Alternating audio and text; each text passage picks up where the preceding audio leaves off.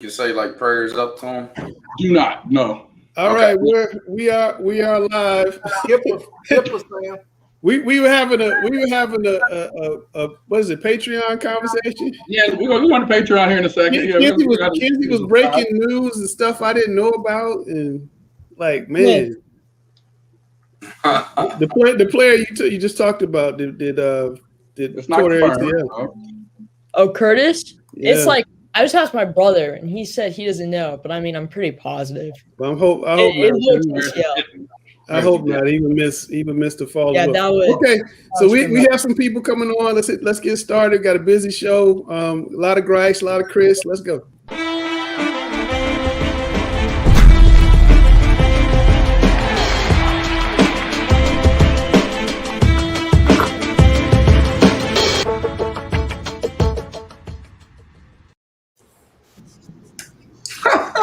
That week started went by real fast.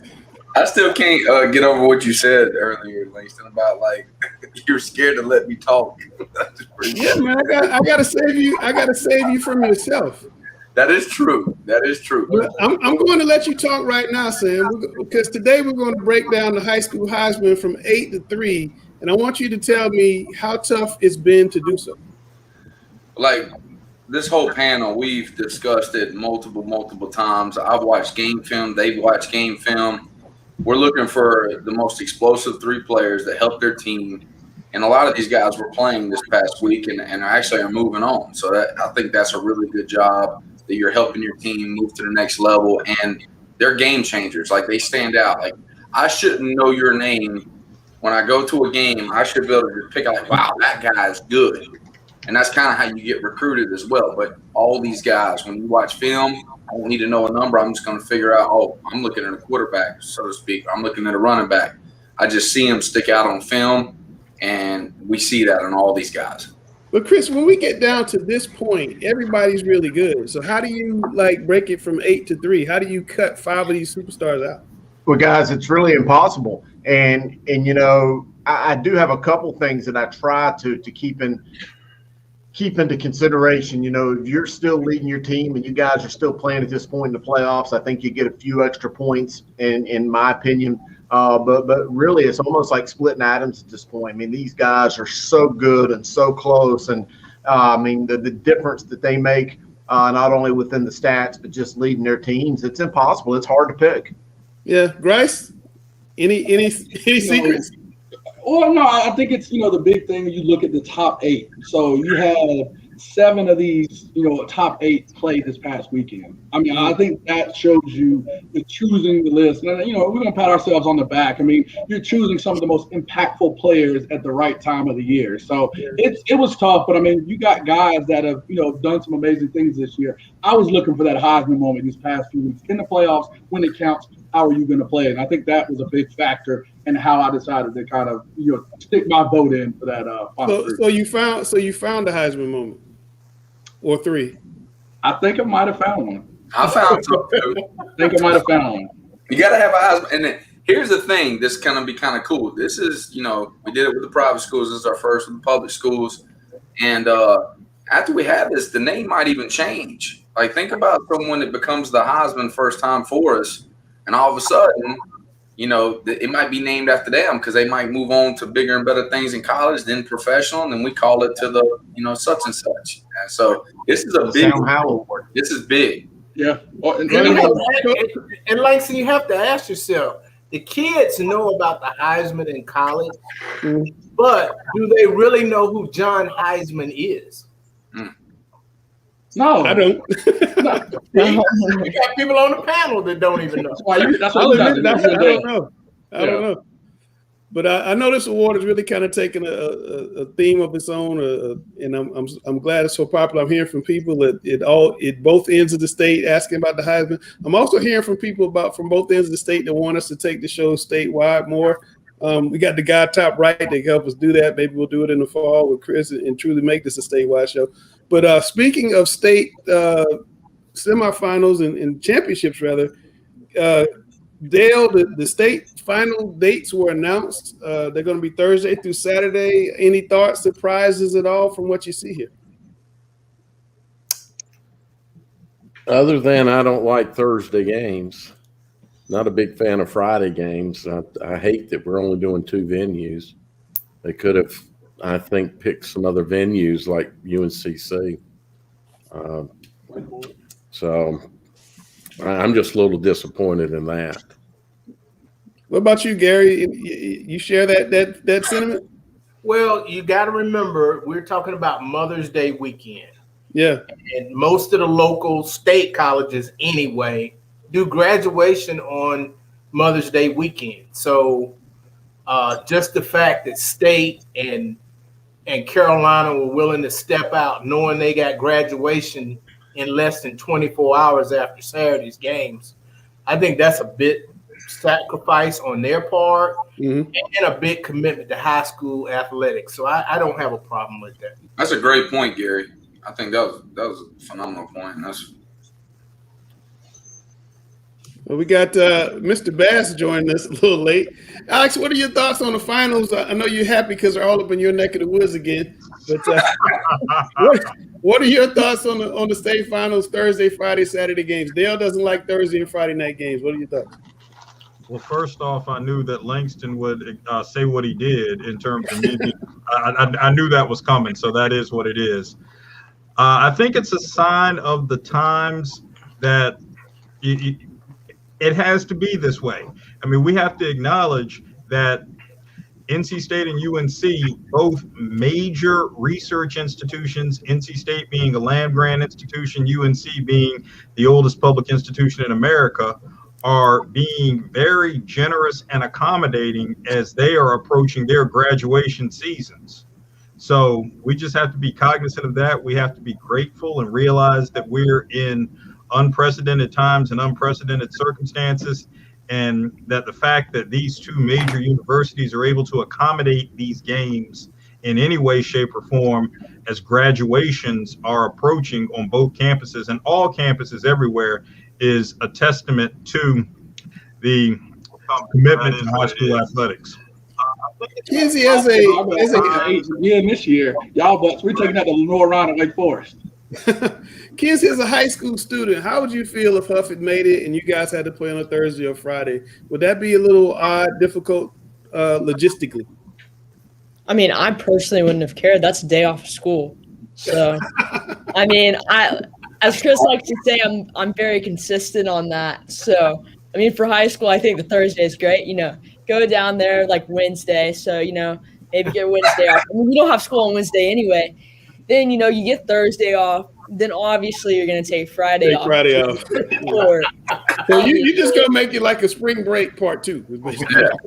Yeah. I mean. Well, actually, let me add to that. Let me add to that. This also presents a wonderful opportunity for aspiring journalists like Ms. McLean right here, who already has a most impressive resume as it is, that there actually is a great opportunity in this experience to cultivate a cooperative, hands-on learning experience for aspiring high school journalists in our schools. It would be a great opportunity for representatives of participating championship finalists and other NCHSAA member schools to engage in a hands-on learning experience where they work cooperatively with the association and the National Federation of State High School Associations network to participate in active hands-on learning, and thus that will be a cooperative journalistic educational experience. So it really could be the best of both worlds. And that would be a tremendous opportunity for someone like Kinsey. And actually, I encourage all people out there who can help make that happen to realize that. That's a great idea. And guys, Alex really does speak that way. That's really how he speaks. My next question. Alex says, raise your level of intellect, because he's not lowering his. He ain't dumbing anything down, that's for sure. That's right. All right, Sam, it's time for you to get nervous. Go, Paul. Hey, dude's a little swole. Look at his traps, man. Okay. He's been running 1,000 yards like 3 years in a row now. Come on. Don't get nervous, Sam. Don't get nervous. I'm a little nervous because, you know, I know this is a wing T type guy. I know he's smart. Golly. Yeah. So Paul Neal, Charlotte Catholic, welcome to the show, man. How you doing? I'm doing good. How are you? All right, man. Tell us a little bit about college recruitment for you, where you going to school, and how that all happened. I'm going up to Bucknell University in Lewisburg, Pennsylvania to play football. I'm really excited for this great opportunity. I really felt like I connected with the coaches and the other recruits, and they just came off a great spring season, but they lost to Holy Cross in the championship. So I'm excited to go up there and have some fun. Dale, do you? Congratulations. Thank you. Yeah, absolutely. Dale, do you remember the old Charlotte Catholic Monroe rivalries from back in the day? I do. We're going to When they crank played it up. over on Park Road. Yeah, absolutely. We're going to crank them up again on Friday night. What do you think is going to happen when Mr. Neel and Catholic take on Monroe and Mr. Knotts, who we had on last week? We had Shalik Knotts on last week, Paul. Yeah. That's going to be an interesting matchup, actually. Yeah. I don't know what to say other than I think it's going to be an interesting matchup. Speed against all that technical position playing that I love to see out of Charlotte Catholic. Got to be one of the most. They're and I got a question. They're probably one of the most exciting teams to watch. I think. I don't think. I literally watch every single play, offensively, defensively. Like, it's fun to watch Charlotte Catholic. I really enjoy that because I think it's real good football. It's the old is becoming the new, and I like it. I like it a lot. The old is becoming the new. Mm-hmm. Right. You see everybody starting to run more team stuff. You're running a lot. There's a lot of people wearing running buck sweep. They're doing like Grice says he's running buck sweep. You know, I'm telling you, it's coming around. So, Paul, without giving away the game plan, what do you guys want to try to do to beat Monroe on Friday night? Just the same stuff we do every week. Just run the ball and get and then break a few long ones and play really solid defense. We'll be just fine. How enthused are you guys to kind of get it done and make history, win 4 in a row? I mean, very few teams reach 4 straight, but Catholic and all its greatness has never done that. The whole team's excited. From the start of the season, we all had the same goal, and we're this close. We got one more game to get there, and then we're really just it's going to be a great time, especially playing at home, playing on Odo Field. It's going to be a lot of fun. Paul, last question: have you been a state? I've got a question. How much T formation are you running this year? Sorry, what was that? How much T formation? Are you running any T formation? Yeah, a good bit. Yeah. So I was actually told that's your base offense, and the wing T comes after that. Is that your experiences this year? Yeah, this year we've actually implemented a little more shotgun and some more spreading the ball out a little more, so we can do that too. Kinsey has a question for you, Paul. She's asking in the chat. Go ahead, Kinsey. I mean, we hear a lot about redheads. Does the red hair make you faster? I think it definitely gives me a little bit of an edge against other teams that they don't think about at all. I would agree. It's funny you mentioned speed because when Sam was looking at your film, he talked about speed. So before we get to the game show, I wanted to play what Sam had to say about you. All right, this week we're going to bring on Charlotte Catholic's Paul Neal, terrific running back. Let's look at his film. Tell me what you're seeing about him that you like. Well, the one thing I like in this game, this play right here looks like they're running buck sweep, and that's exactly what it is. He has great vision and patience, and when he gets his shoulder square, he's able to run downhill, and he's very aggressive. He breaks a lot more tackles than what he gets credit for. Like, look at all this. I mean, he broke 4 tackles right there, and then he has a burst to get down the field. And everybody's like, well, Catholic might not have these guys that can burn and do different things. This guy can run. He gets in the open field, and look, there's 9, 10 guys in the box. Doesn't matter, and they're bouncing off of him. But very explosive, and I think that, I know it's showing his highlights when he's touching the ball, but I actually watched some other game film. He does a great job in this wing T system of giving play fakes. Like Coach said earlier, all 11 have to do their job. When he's not getting the ball, he's threatening the defense where it takes 1 or 2 guys away from the guy that does have the football because they think he has it. How hard is it to get ready to play Paul Neal and Charlotte Catholic when you don't see offenses like this very much? Yeah, it's very difficult. And, I played against him when I was at Harding, and I try to do, different fronts. But if you don't do something throughout the whole year and all of a sudden you just want to put it in that game, it's a recipe for disaster, and it's just very difficult to compete against them. All right. Well, look, he'll be on the show Tuesday night. He's coming to end your brief winning streak. We're going to stop it at 1. Stop it at 1. Nah, I mean, no chance. Put it down. Okay, so Paul, you heard him. Paul, why do they all that little extra stuff at the end? They be trying to, Paul, he said, no, Paul, you heard him. He said you have no chance. So I just wanted you to know that before we begin, he says you have no chance. So you know what we do. We put a question on the screen. There's multiple choice. You get to answer the first question because Sam's the home team. He always wants to kick off. So here we go. We're going with Dale first. I bet you get a great chance. In 1992, the largest mall in the United States opened in which state? A, Nevada, B, Minnesota, C, Pennsylvania, D, New York. I'm going to go with D, New York. D, New York. Coach Griner, what you got? I'm going to go ahead and start and take the lead, and I'm going to answer B. Sam is in the lead.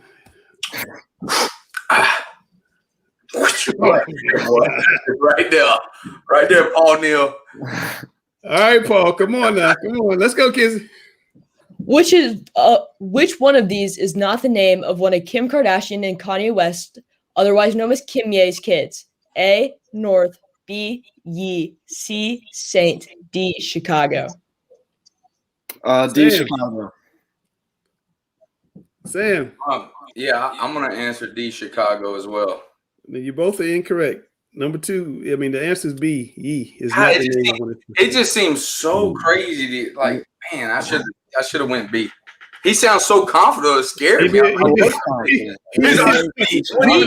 He did sound confident. Okay, so it's 1, 0, and 1. That's where we are. Okay, here we go, there. Okay. In what year did TLC's hit song No Scrubs top the Billboard Hot 100 chart? A, 1999, B, 1995, C, 1997, D, 1991. Let's go C, 1997. 97. Sam, what do you say? I'm going to go with A, 99. How did you know that? Don't want no scrubs. How did you know the answer to that question? That was one I just knew you were not going to get right. Because they were dating scrubs and then they were coming over to the All right. Kinsey. In 2020, Netflix aired a reality show that was required participants to remain celibate. Yeah. What was it called? A, Keep It in Your Pants. B, No Sex for You. C, Too Hot to Handle. Or D, Tiger King. Sam. Oh,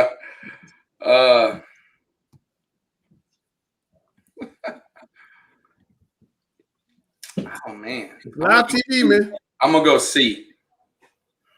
What do you say, Paul? I'm going to go C as well. You both got it correct. C is the answer. That was a wild guess. I ain't gonna lie to you. It's a real show. It's a real show. Dale. What was the name of Ross's pet monkey on the 90s sitcom Friends? A, Marcel, B, Bubbles, C, Louie, D, Clark Kent. I didn't watch Friends, so I'm going to go with A, Marcel. Sam. I'm going to say C, Louie. Paul Neal gets it correct. Ooh, nice. That's pretty good. So unfortunately, Sam wins again somehow.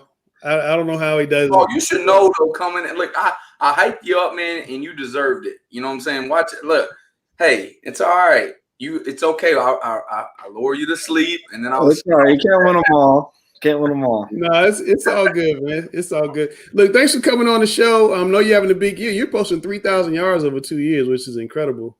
Yeah, and you know, good luck to you guys against Monroe. You gotta deal with Mr. Notch. I know it's gonna be a tough go. What you got, Sam? I got one question. Did you play as a freshman on the varsity team? I started on JV, then I got pulled up later in the season. So you got a ring. You've gotten a ring every single year. Yes, I have. So this is you're on a run. You know, there's not many people that have 4 championship rings. You have to go to like Tommy Knott's era with Independence. Yeah, well, that's a Tommy Knott's team or something. Do your thing, Paul. I'm pulling for you, man. Thank Absolutely. You. Well, thanks for coming on, man. Good luck to you. Thank you. Thanks for having me. Have a great time. All right. Sam, I just do not understand how you continue to do this. I can break it down, man. I don't. That's like pulling it out of your left ear or something. Yeah, I think he's got some type of cheat sheet in that house, and I don't know what it is. Like an iPad that's below the camera or something. Oh my God! Yeah, I ain't that technical. Dale, the only thing that bothers me is like Dale always, when I get one right, he gets frustrated. And I'm like, dang, Dale, I thought we were boys, man. Like Dale roots so hard against me. All right, I got a lot of emails today about who was number 1 in the Sweet 16s because we kind of teased that there were 2 new number 1s, and they said, Langston, what are you doing? I said, no, not Langston. Got to talk to that man down at the bottom of the screen, Mr. Chris. It's time to go to Chris's Corner, Part 1.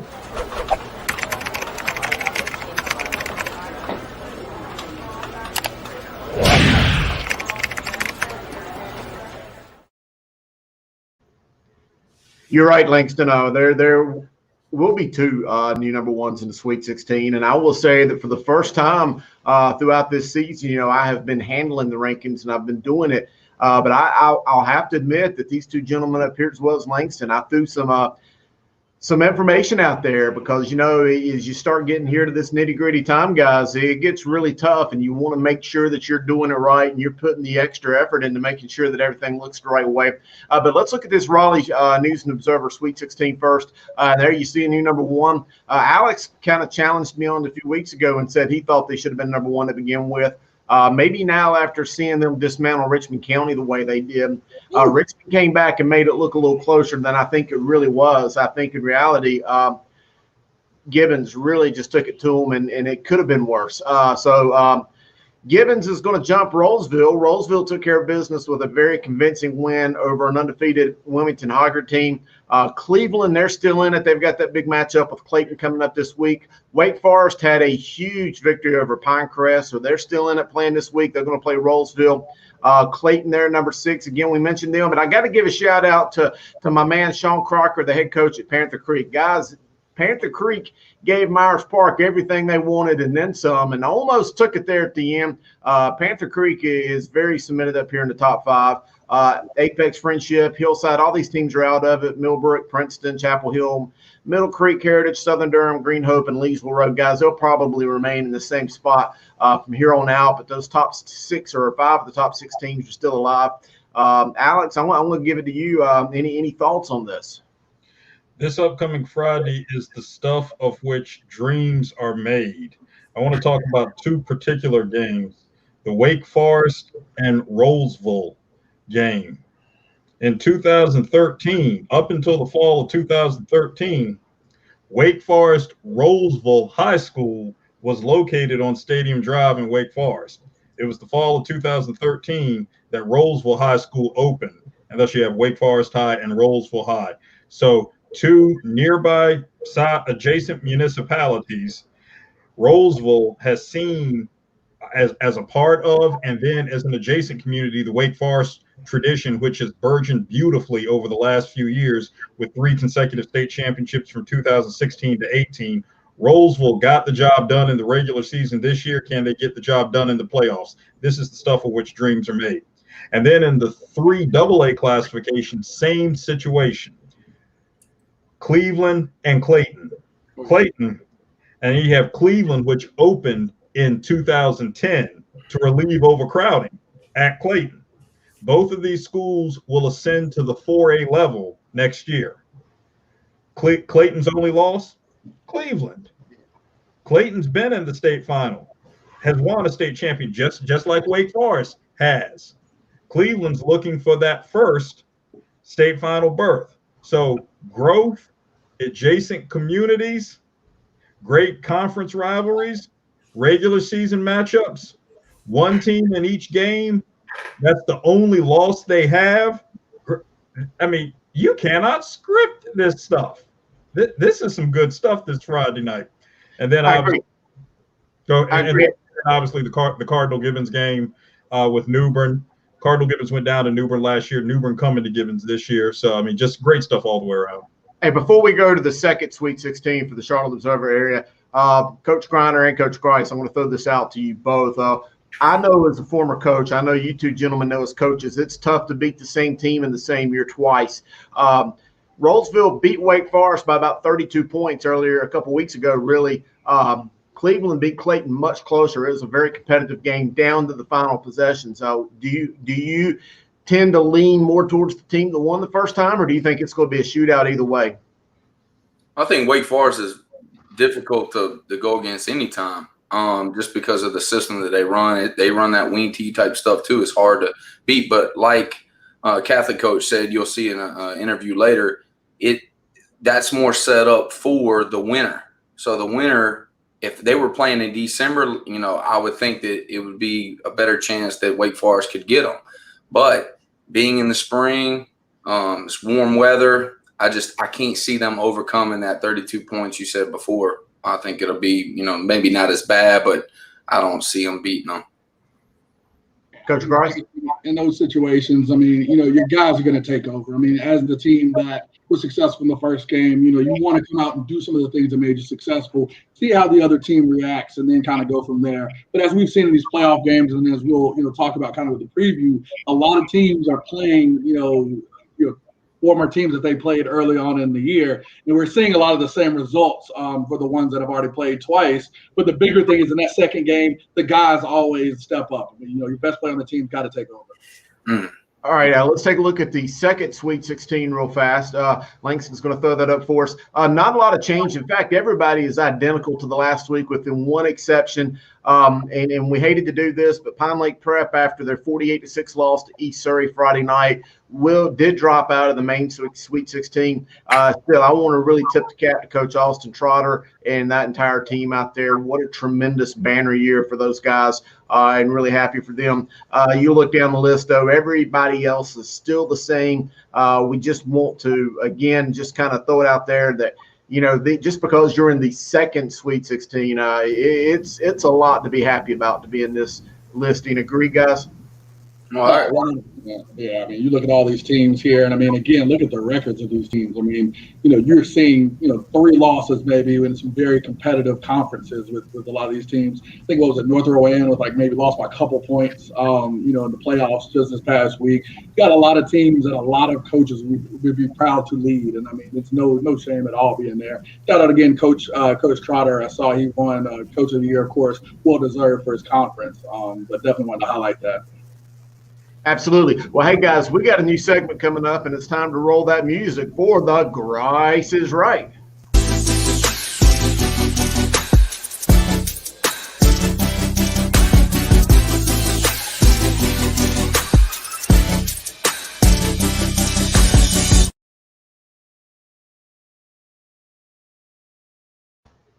Gary, I get nervous every time I spend a little money with Gary. I get nervous, man. I don't know what's supposed to go on. This is what we've ever seen, dude. This is unreal.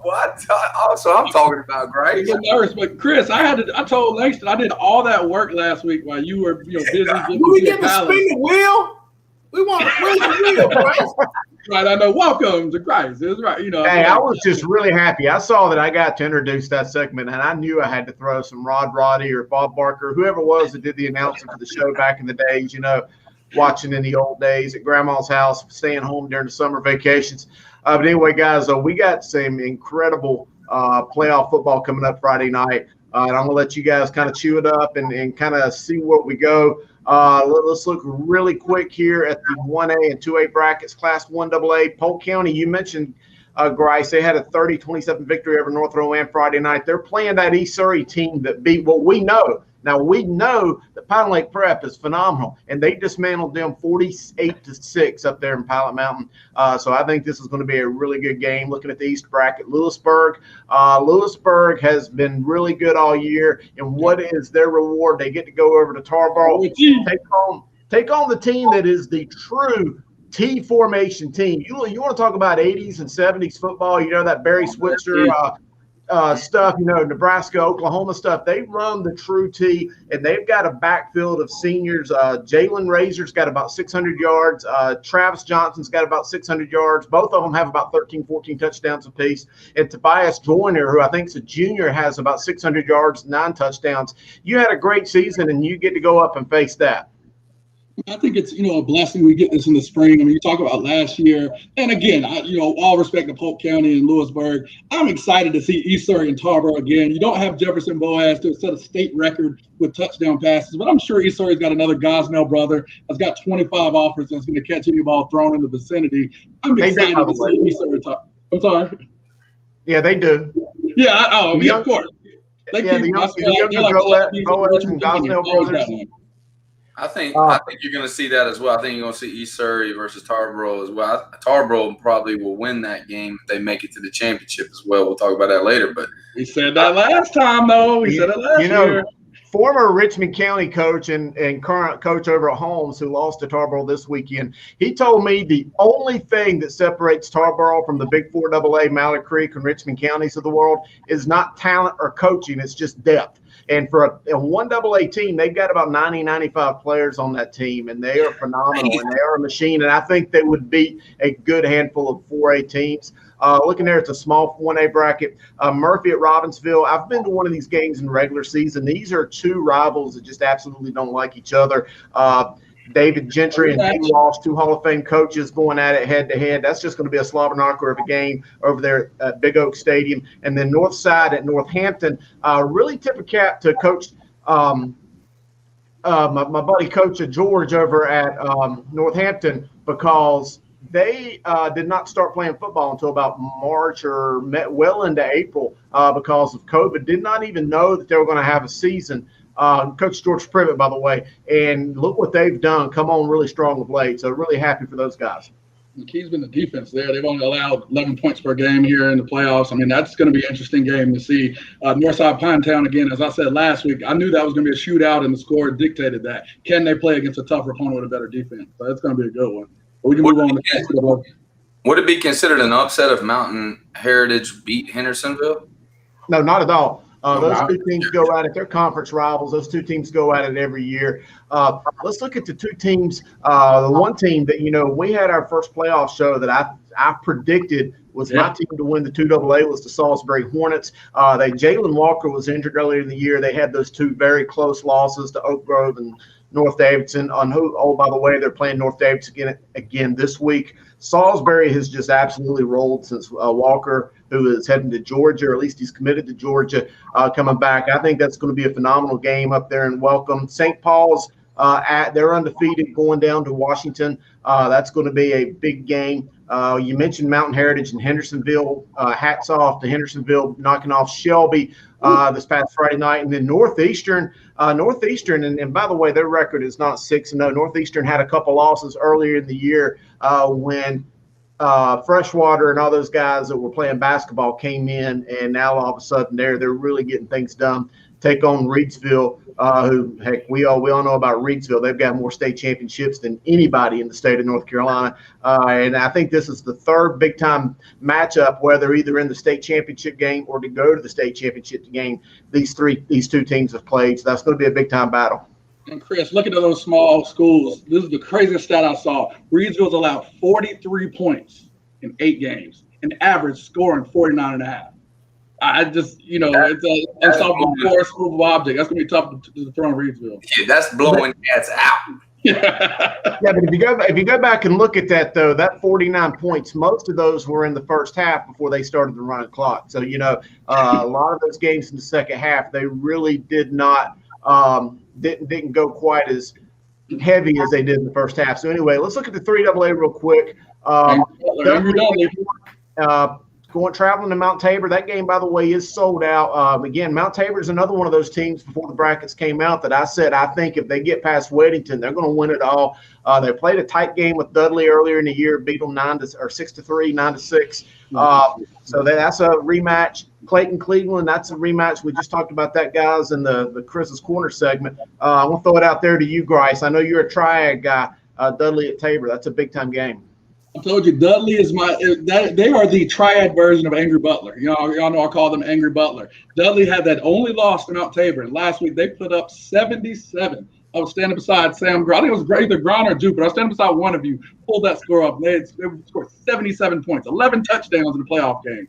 High school teammate of mine, Antonio Hall, Coach Davis over there of the Dudley Panthers, they have been angry ever since this game and ready to get back to this game. So it better be sold out. And I'm sure you're going to have some fans standing outside the fence trying to get in. So I'm excited for this game. I think both of the games in the 3AA, Clayton Cleveland, as Alex talked about earlier, these are two fine games. And I cannot imagine how that state championship game is going to be in that 3AA division. Yeah. I know that we were talking about Cleveland County earlier. Either one of those teams that are in the East, can they compete with Dudley or Mount Tabor? I mean, those two teams absolutely are elite. Oh, yeah. Mario Hampton. Well, yeah, one of our Heisman selections, Hampton out of Cleveland, he is the real deal. Look up and down NC State's football roster right now. They got about 4 guys from Clayton High School. They've had a great pipeline from there to the Wolfpack that have been getting it done for them. So, no, these are two packed teams in terms of talent with a lot of D1 material and on roster sprinkled out throughout the Southeast. Griner, I want to throw it to you because we've got a video from your thoughts here on this upcoming Catholic and Monroe game. Yeah, I think that Catholic and Monroe is probably maybe the most exciting game going on this Friday. Like, if I could go to any game and like really want to look at what's going on, because I don't know which way it'll go. I don't know if it's Catholic or Monroe. I don't know if Monroe is going to be able to spread them out and athlete them to death. And I don't know if Catholic is going to give them that same old medicine that they've been giving them. So this is a great game. I love to see the film, what we talked about it. Did we talk about it with Roderick's? But, Coach, how big a deal is it for you guys to run that same defense year after year after year? And guys know what it is, how to play in it. They can play 100 miles an hour. You guys just keep winning. How big is that same defensive scheme a part of that? Well, I think, like you just said, it allows our kids the familiarity of that running the same defense. It allows, especially in high school, to play fast. And when you can play fast without thinking, and you're reacting instead of thinking coverages and what's our checks are going to be, when they know what they're playing on the field instantaneous when the offense breaks the huddle, then they play fast. And you play fast in high school. We need to play fast because we don't have a lot of great God-given talent out there in speed and size. But so we have to put what we have together physically with what's between our ears and play as fast as we can and execute our defense. It's kind of hard to be a Catholic fan. You guys win all the time, but you put your fans through some heart attacks, man. It's always scoring at the end, 7 overtimes, intercepted in the end zone. What's that like as a coach, all these ups and downs and highs and lows? We contribute to we're really, really young on offense. I mean, we play, we start at one time we'll have 5 10th graders and a 9th grader on the field. And out of those front 7, our 2 tight ends and our 5 linemen, we had 1 kid coming back. And so we start, 6 new guys in that position. And of course, with the wing T, everyone has to be in sync for that offense to really execute. All 11 guys has to do their job, especially in the wing T, because we have to put a hat on everyone out there in order to get some success. So I think, we have some kids making, we've blocked, as most teams will tell you sometimes, 10 of them block great and 1 doesn't, and that's the guy that gets then we're sitting at 2nd and 10. It's the first time we played 3 games in a row, which has helped us a lot with continuity. We had, we played a couple games and we had to take a week off because some team couldn't play us. And then we had that spring break built in and they had to play 2 games in a row without practicing for 4 days against Cutherson team that was a very talented team, followed by, Marvin Ridge, who just played very outstanding, and they had gotten stronger as the year went by. And then, of course, Cressa. when I saw that draw right there, we've been talking a lot about playing Crest and the matchups we've had in the past, but they were very talented. And so we were just very fortunate that, our kids kept the faith and persevered and won all three games in the last play of the game. Sam, now you heard him say how young they are. So that means that you better get them this year because you're not getting them the next couple of years. I don't have to get them at all. We're going down to 3A. They're going up to 4A. So that was one of the biggest benefits. I saw, Weddington and themselves going up, and I was like, going down to 3A, we got a better shot. And then we'll have to go against the Crest and the Kings Mountains of the world. That's but right. Tell you what, man, you do a phenomenal job, man. Your staff stays with you. Everybody talks great about you because they love working with you. What is some of your success dealing with, like, everybody stays with you and your coaching staff? Not a lot of guys go and be head coaches. Sometimes they just really appreciate that Catholic football and working with you. Well, working with Coach Odo for all those years, and I tried to mimic what he did when I came on to his staff. He allowed me to coach.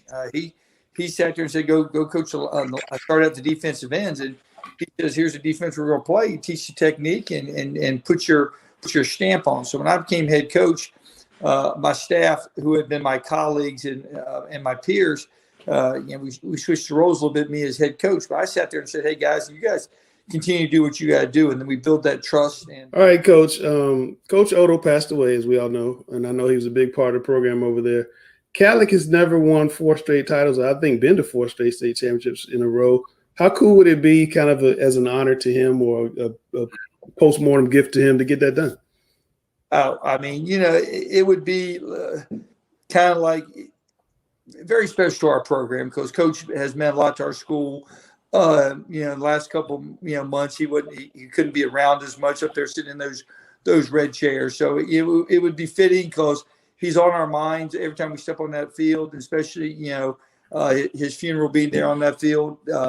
It's all of my staff has coached with him, so we're trying to get it done. And he would love to be see us play Johnny Sal because he had such a great respect and had a great rapport. So to have Monroe coming out there with the chance to go to our 4th straight state championship game would be very special for everyone at Charlotte Catholic.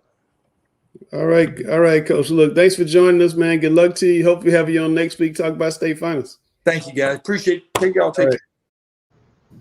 Guys, is there more of a first-class guy than Coach Mike Brodowitz and really that entire Catholic program? Just listening to him, brought up some memories. He's an Alamance County guy, coached at Elon, coached at Eastern Alamance High School, and they had a barn burner of a game, a 14-7 loss. It came down there to the last minute, a goal line stand against Western Alamance. Well, Western gets to host Havelock. There's quite a history between Havelock playing either Eastern or Western to go to a state championship. That battle between those two counties have happened for years and years and years. And we've got it again here on Friday night, Havelock and Western Alamance. And this is two contrasted styles. Western Alamance is big. They're physical. Havelock is fast and athletic. Western Alamance has an incredible quarterback in Kendall McCoy, who's thrown for about 1,800 yards and about 20 touchdowns. And on the other hand, a guy who I almost am surprised that we didn't consider more for the high school Heisman list. And had he not been injured and missed some time throughout the year, Camaro Edmonds, who's already signed to go play for Mac Brown at Carolina, has about 700 yards and 15 touchdowns. That's going to be one classic battle for a right to go play in the state championship game. I think it's unique that you have Catholic versus Monroe, because you have a bout of long-term coaches, longevity. I mean, Johnny Sowell has been there over 25 years. Catholic's coach has been there over 20 years.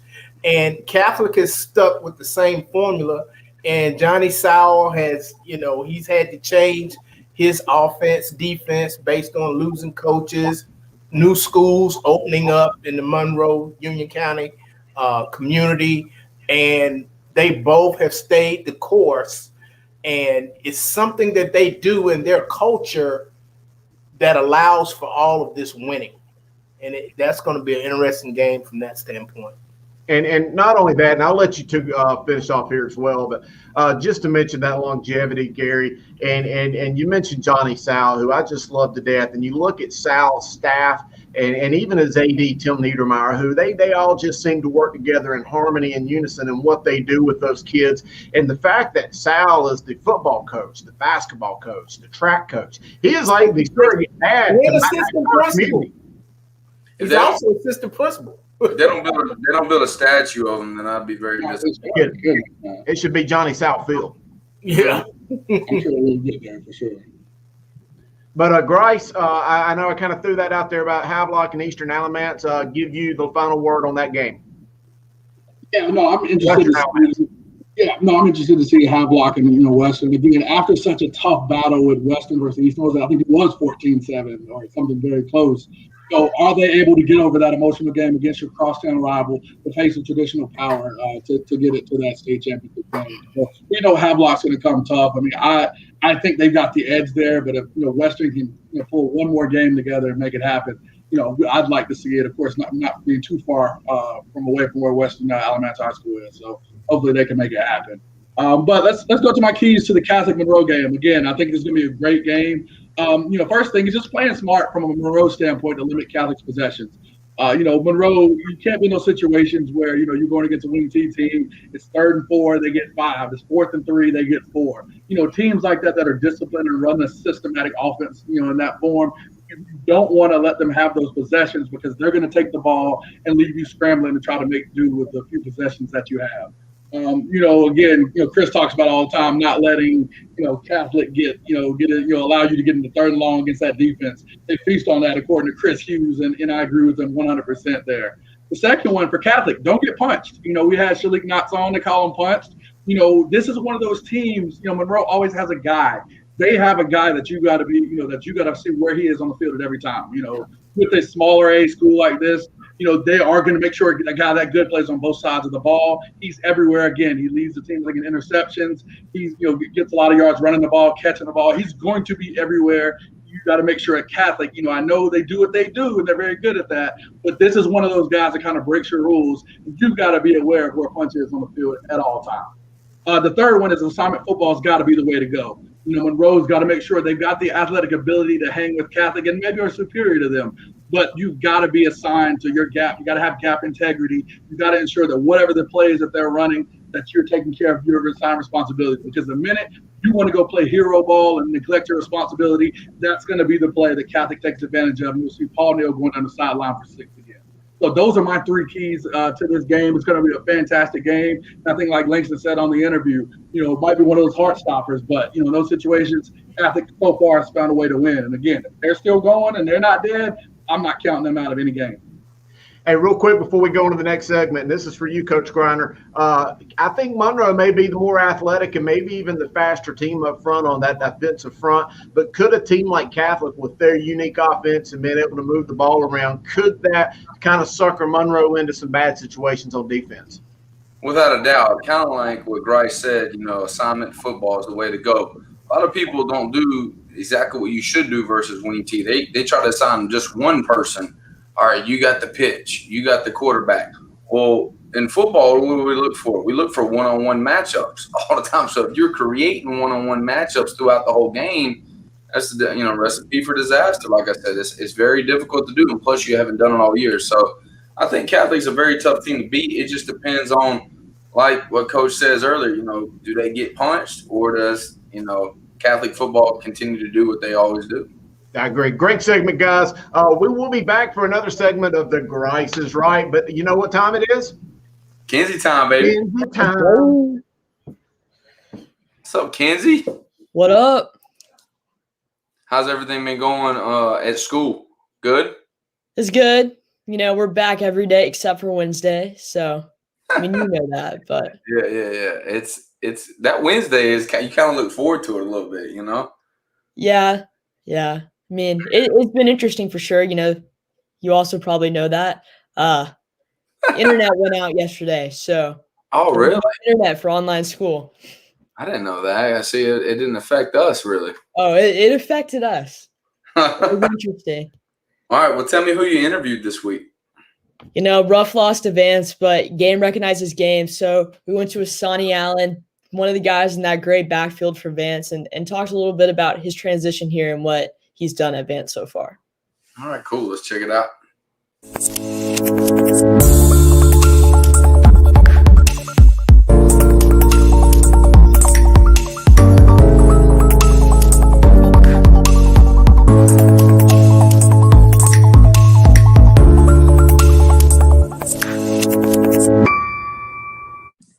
Today we're here with Asani Allen. Asani, big win versus Huff last week. And going into Myers Park, what's your mindset? We just have to come out hot like we did with Huff.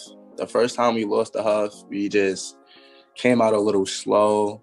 We was pretty undefeated, so we just had a big head. But now we just can't sleep on anybody. It's playoffs, and we just trying to get that ring. So then your performance in the Huff game played a big part in the win.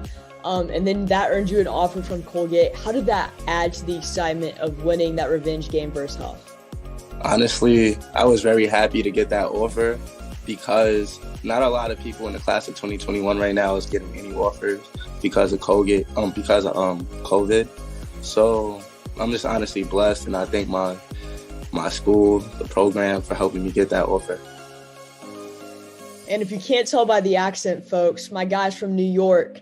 How was the transition from the Big Apple down to the South here in North Carolina? Honestly, it was kind of a big transition because a lot of people take the sports down here way more serious. The players get more serious. So it was a lot to transition into, but I'm doing great. Caught up with the game speed, everything else. So, yeah. Speaking of speed, we got a speed round for you. What's your favorite movie? Probably Avengers Endgame. Fun fact, people, someone spoiled that for me and then gave me the flu. What's your favorite TV show? Power. What's your favorite food? Pizza. It's that New York. What's your favorite color? Blue. What's your favorite musical artist? Little Baby. And if you're a superhero, who would you be? Probably Superman because he's unstoppable. I like it. Thank you for coming on. Really appreciate it. All right, thank you. No problem. That was a great breakdown because, it was really cool to see that he even mentioned how dedicated football is in the South. You know what I'm saying? That was pretty cool that he recognized that and he adjusted. I like that aspect a lot. I agree. Good job, Kenzie. Great job. Thank you. Yeah. Appreciate it. The game. And he had some jams playing in the background. Yeah. I digged the music. That was nice. Yeah. Not bad. That was great. What we got coming up now? We got Dale and Chris back with Sweet 16.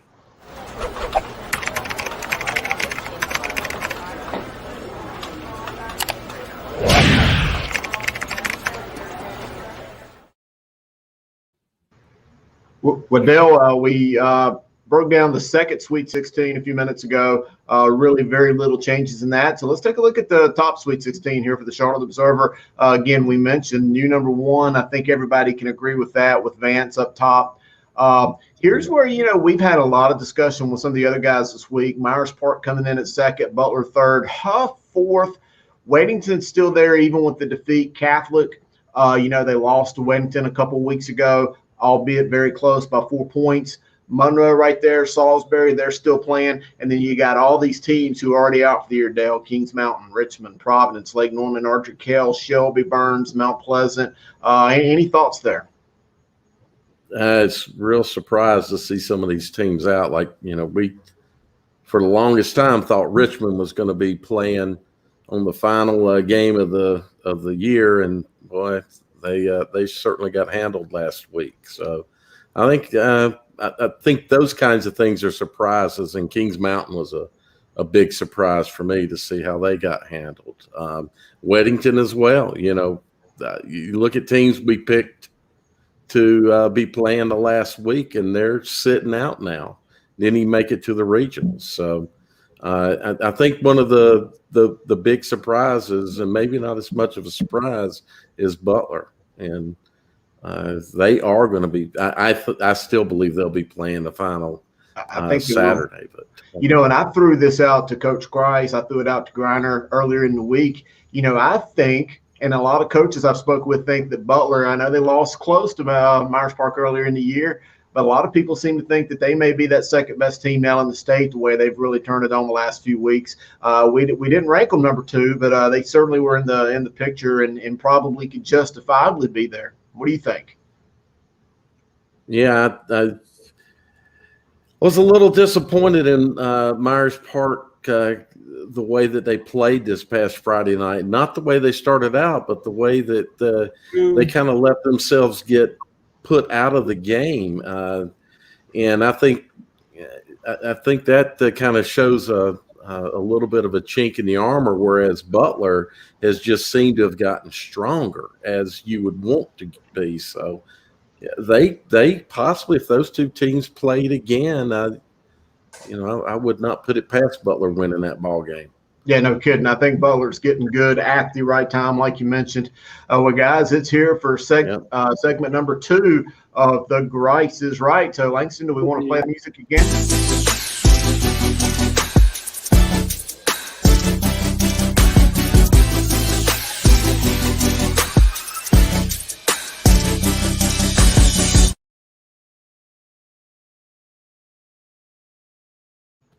All right, we go. The Grice is Right. The game of the week. We're going to get into this one because we got a lot of teams to talk about. We're going to start with the 4A East brackets. We'll go down there at the bottom. We're going to start at the bottom and work our way up. There you see New Bern 7-1 at Cardinal Gibbons 8-0. And I'm glad we've got Alex in there because Alex certainly knows a lot about this Cardinal Gibbons team. But New Bern coach Tori Noel had great success over at Pamlico County. Has moved just across the Trent River there in the New Bern and has done phenomenal things leading affairs. They have got a trio of very strong athletes, and William Lubbock, who's got about 700 yards.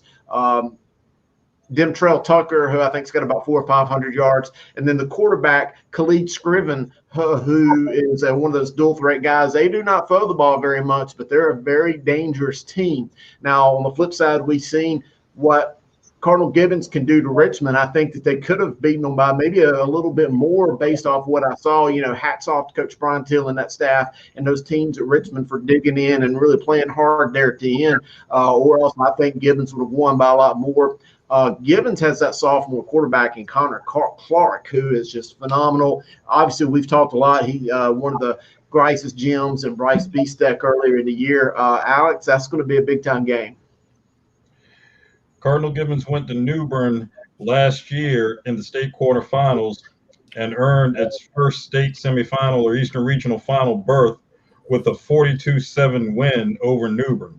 That outcome marked the 6th time in 14 games that the Nick Drew-led Cardinal Gibbons defense held a team to a single-digit scoring total. That's 6 out of 14. Last week's, actually not last week's, but in 8 games this year, Cardinal Gibbons' defense has held its opponents to fewer than 10 points 6 times. 6-14, 6-8, even better. Another thing you want to point out, Cardinal Gibbons had 3 interceptions versus Richmond last week. That put the season total up to 14 interceptions. That's 14 interceptions in 8 games. Cardinal Gibbons had 14 interceptions in 14 games entering last year's state final. So to go from 14 and 14 to 14-8. Nick Drew's defense was scary last year, and it's even scarier this year. Need I say any more? Yeah, I want to point out this too. I've seen this Cardinal Gibbons team, but I want to kind of make a comparison. And these guys aren't quite like Charlotte Catholic, who maybe have used scheme and using a different system over the years to be a little bit different. I want to compare this Cardinal Gibbons team that I've seen athletically, from numbers to size of the players, the athleticism, to what I've seen standing on the sidelines at Dutch Fork down there with Coach Tom Knotts. I mean, this is a 4AA looking team. This isn't just some small team from a private school who just kind of gets in there and gets it done. I mean, these guys really looked the part, and I still think with Coach Wright they're on their infancy as what Cardinal Gibbons could become here in a couple of years. Alex, do you agree? I agree that Cardinal Gibbons is in its infancy in terms of what the program will become. I mean, you have to keep this in perspective. This is the 28th season of Cardinal Gibbons football since the program was rejuvenated in 1992, in the fall of 1992. So to be in a position where vying for a second consecutive state final berth, having beaten Scotland and Richmond in the state playoffs in back-to-back years, I can guarantee you, because I've spoken with Dean Monroe, who was the athletics director at Cardinal Gibbons when the program was rejuvenated, and still works in our Cardinal Gibbons' advancement office. I spoke to him last Friday, and I spoke to him earlier today, as a matter of fact. These things were not fathomable 28 years ago. So to see where the program is and where the program, I mean, it's a testament to so many things, but the program is in its infancy in terms of what it can become. As for the Dutch Fork comparison, that's high praise. Let's win a championship first. Yeah, no, I agree with you there, and I'm not trying to. That's certainly high praise. Yeah, I'm not trying to put the cart before the horse, but if you would look at the numbers, the amount of players in the program, the coaching, the similarities in athleticism, even demographic makeup, I think you could see that. Our other big game in the 4A ranks is Butler heading up the road to play Grimsley. Grimsley lost very close to East Forsyth for a right to go to the championship game last year, missed out on that opportunity. Big game this week. Sam, you had a chance to talk to Coach Hales this week. Tell us a little bit about that conversation. Yeah, I got a lot of respect for Hales. I think he does a phenomenal job. Like, he's the most tenured guy in Charlotte. I think you mentioned that in one of the earlier shows. He's getting right back to the grind. And one of the cool things that he mentioned was the amount of championships that are on the coaching staff. I think he said like 33 or something like that. So let's roll the tape. It's pretty cool to hear this. Oh my gosh! All right, Ryan, I know you. And I know when you know that you got something because you're real laid back and real cool and like, yeah, it'll be all right. You knew this team was good at the beginning of the season. Tell the truth. You knew you were going to be here. Yeah, absolutely. I mean, we planned on being here. And, you know, you've been around me. You've heard me talk about it with the kids that our number one goal every year is to win the state championship. So everything we do, all the work we put in, that's what we're working for. Now, some years that, you know, you've got, you know, the on-the-field talent and the sideline talent to go with it. Some years you don't, but I think in, you know, changing your goals from year to year, you're sending a bad message to your team. So, you know, that's always the goal. And so again, when the kids showed up here in October and, you know, started to go to work, you know, we started looking around at each other and thinking, you know, I think we got a chance to be really good here. So, you know, the kids have held up their end of it. I think, you know, the coaches have held up their end of it. So here we are. All I know, I can't stop. This dude looks like he CrossFits every single day. You still do the CrossFit? Man, I haven't worked out. I couldn't tell you how long.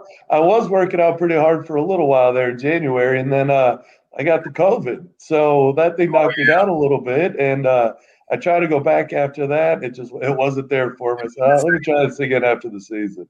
I got you, man. One thing I'd like to ask you about is defensively. I think one of the biggest hires this year. I think there was two unbelievable hires in Charlotte Mecklenburg that I really, really was like, wow. Providence's O-line coach that they got, I thought he did a phenomenal job. And I think that your defensive coordinator that you brought in, Stone, is a phenomenal guy, and he's very similar personality as you. I think it was a match made in heaven. What do you say about that? Oh, it's been, gosh, I mean, just working with this whole crew we've got on our staff, you know, really the first thing that had to happen for us to bring Stone in is Coach Hawks had to agree to go from being the defensive coordinator to working with our O-line with Cam Ray. And, you know, that kind of unselfish attitude that he showed, you know, Coach Hawks talks about being a foxhole guy. And if anybody's ever played for Coach Hawks and heard the foxhole speech, they know what I'm talking about. But, you know, just that level of unselfishness and lack of ego that he showed opened up the opportunity for, you know, for Tripp to come in. And then, you know, of course, you bring his talent, his experience in with it, you know, along with the other guys we brought in with TJ Rankin and DJ McFadden. And, you know, the staff is just, it's awesome to be around. It's so much fun together. And then, you know, and I put out there the other day, we've got on our sidelines 144 years of coaching experience and 35 state championship rings, either as players or as coaches. So, it's just there's such a, just kind of a kinship, and the fact that, like Coach Sanders and myself coached against those independence teams with McFadden and Rankin on them, and, preparing to go against Tripp so many times. And, likewise, Tripp going against us, I think 6 times we played each other. So there's already a level of familiarity there. But, I think the kids see the relationship we have as coaches, and it just kind of feeds through the whole program. All right, Coach, we got to ask you about this game on Friday. You're going against one of Sam's picks for the Heisman, Travis Shaw, on Friday.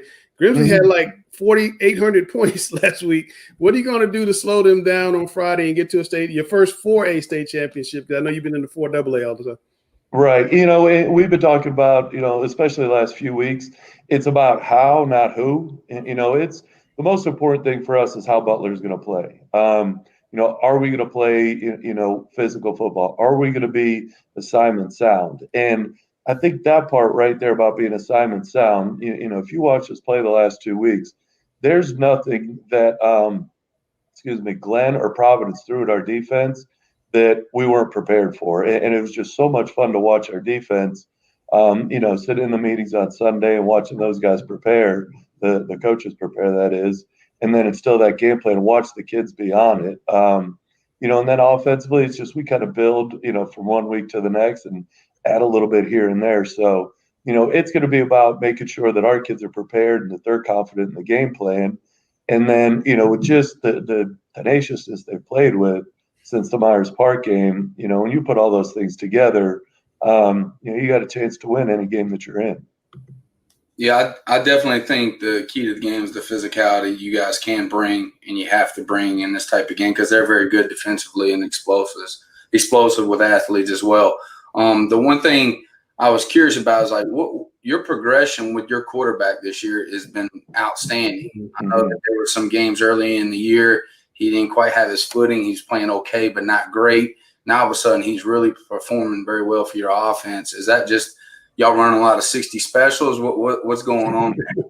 A little bit of special everything. But no, and part of that too, or piece of that is it's a second year in our offense. And, any of these guys that played quarterback before and know that first year, you're only going to get a couple chapters of the playbook. And then, once we feel you're confident in you with your knowledge of it, now we start to give you some more chapters with it. But, with that being said, the work that Coach McFadden put in with him and the relationship or rapport they've developed, I think that's been the key to the whole thing. First with Parrish, allowing, Coach to work with him and that, being open and being receptive to what he has to teach.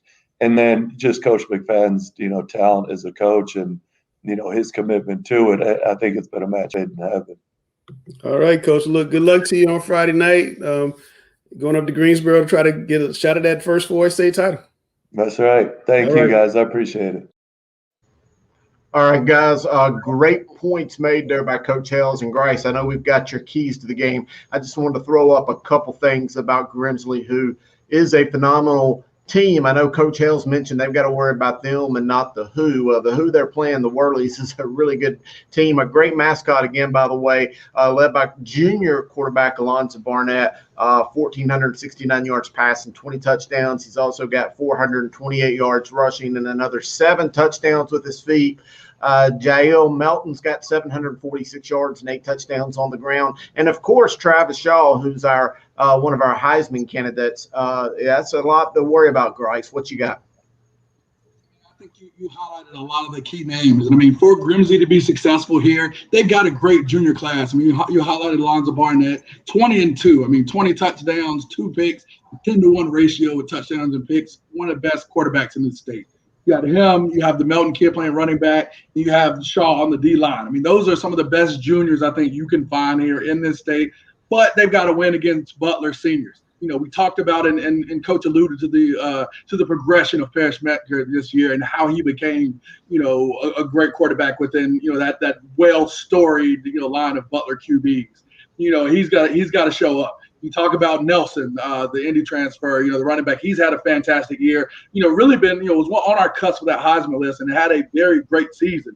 you add in the Jake Snap kid. I mean, another kid there that just a do-it-all type guy, explosive kid. So, I mean, you got the juniors versus seniors. Normally you would like your seniors, but for Grimsley to be successful here, they've got to win.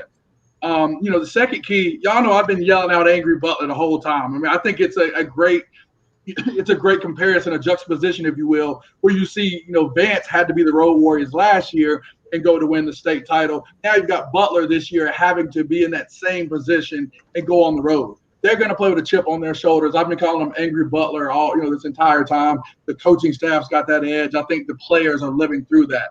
Grimsley hasn't had a team come with that type of edge, that type of dominance up there. So we've got to slow them down. I mean, I think, early in the game, Alonzo Barnett's got to make sure he doesn't make that mistake trying to push too much early on.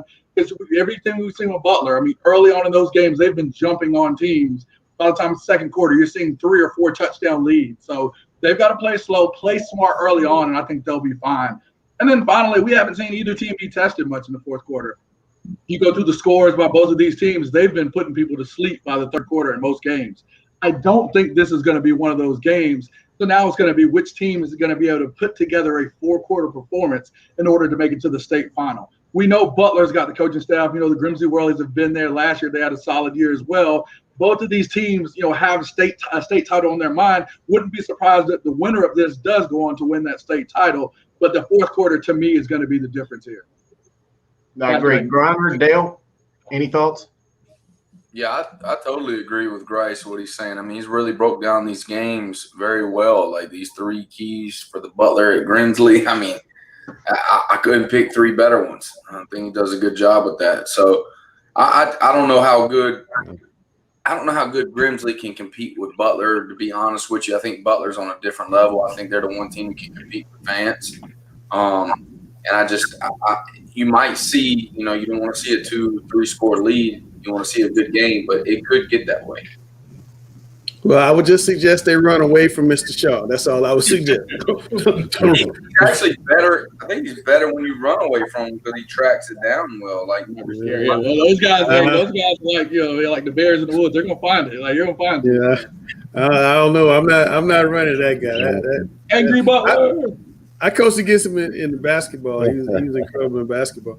All right, guys. I have to fill in for Alex on the One's Got to Go segment. So you guys be gentle with me, and we're gonna try.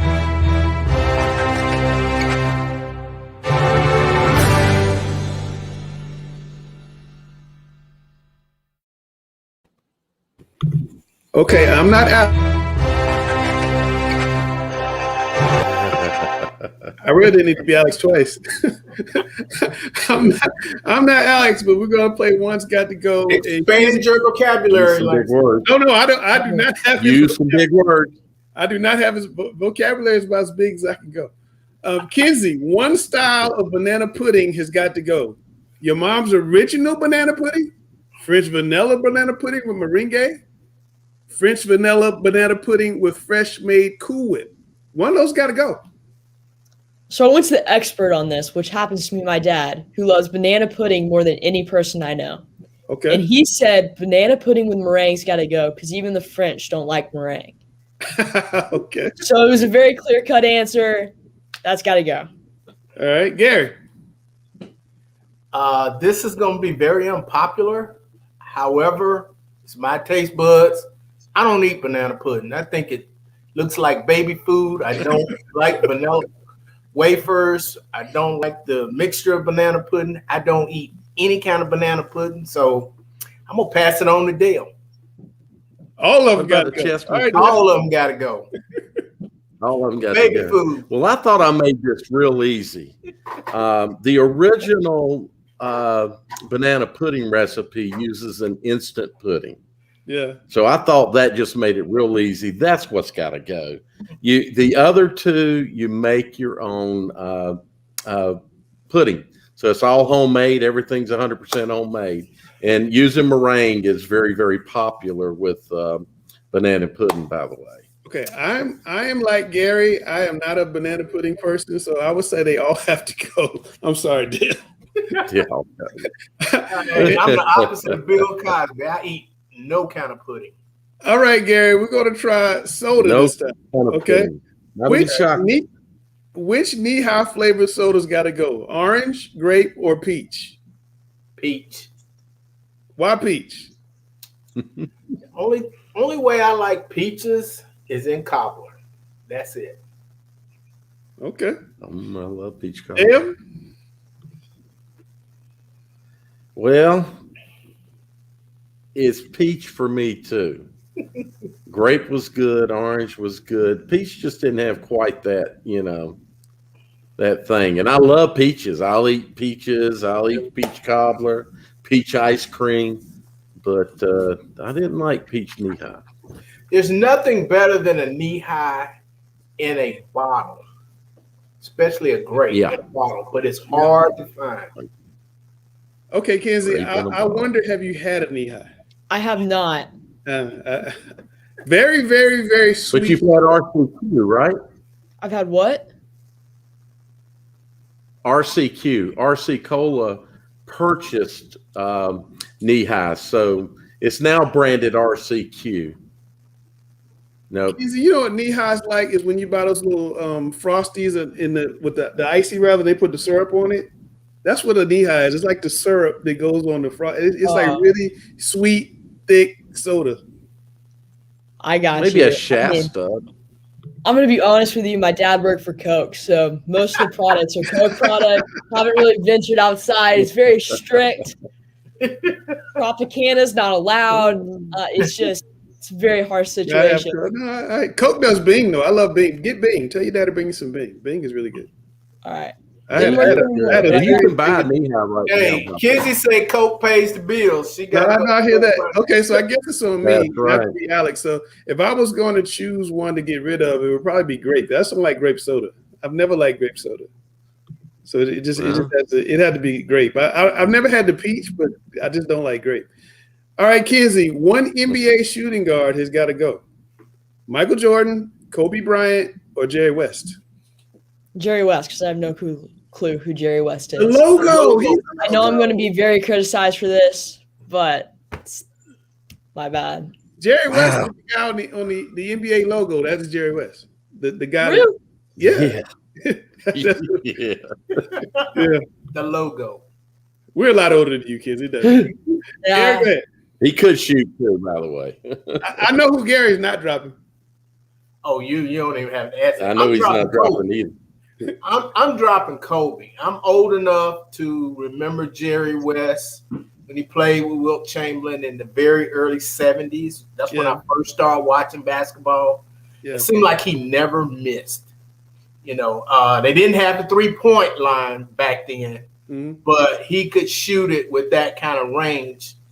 And what he's the logo, and people our generation know that he's the logo.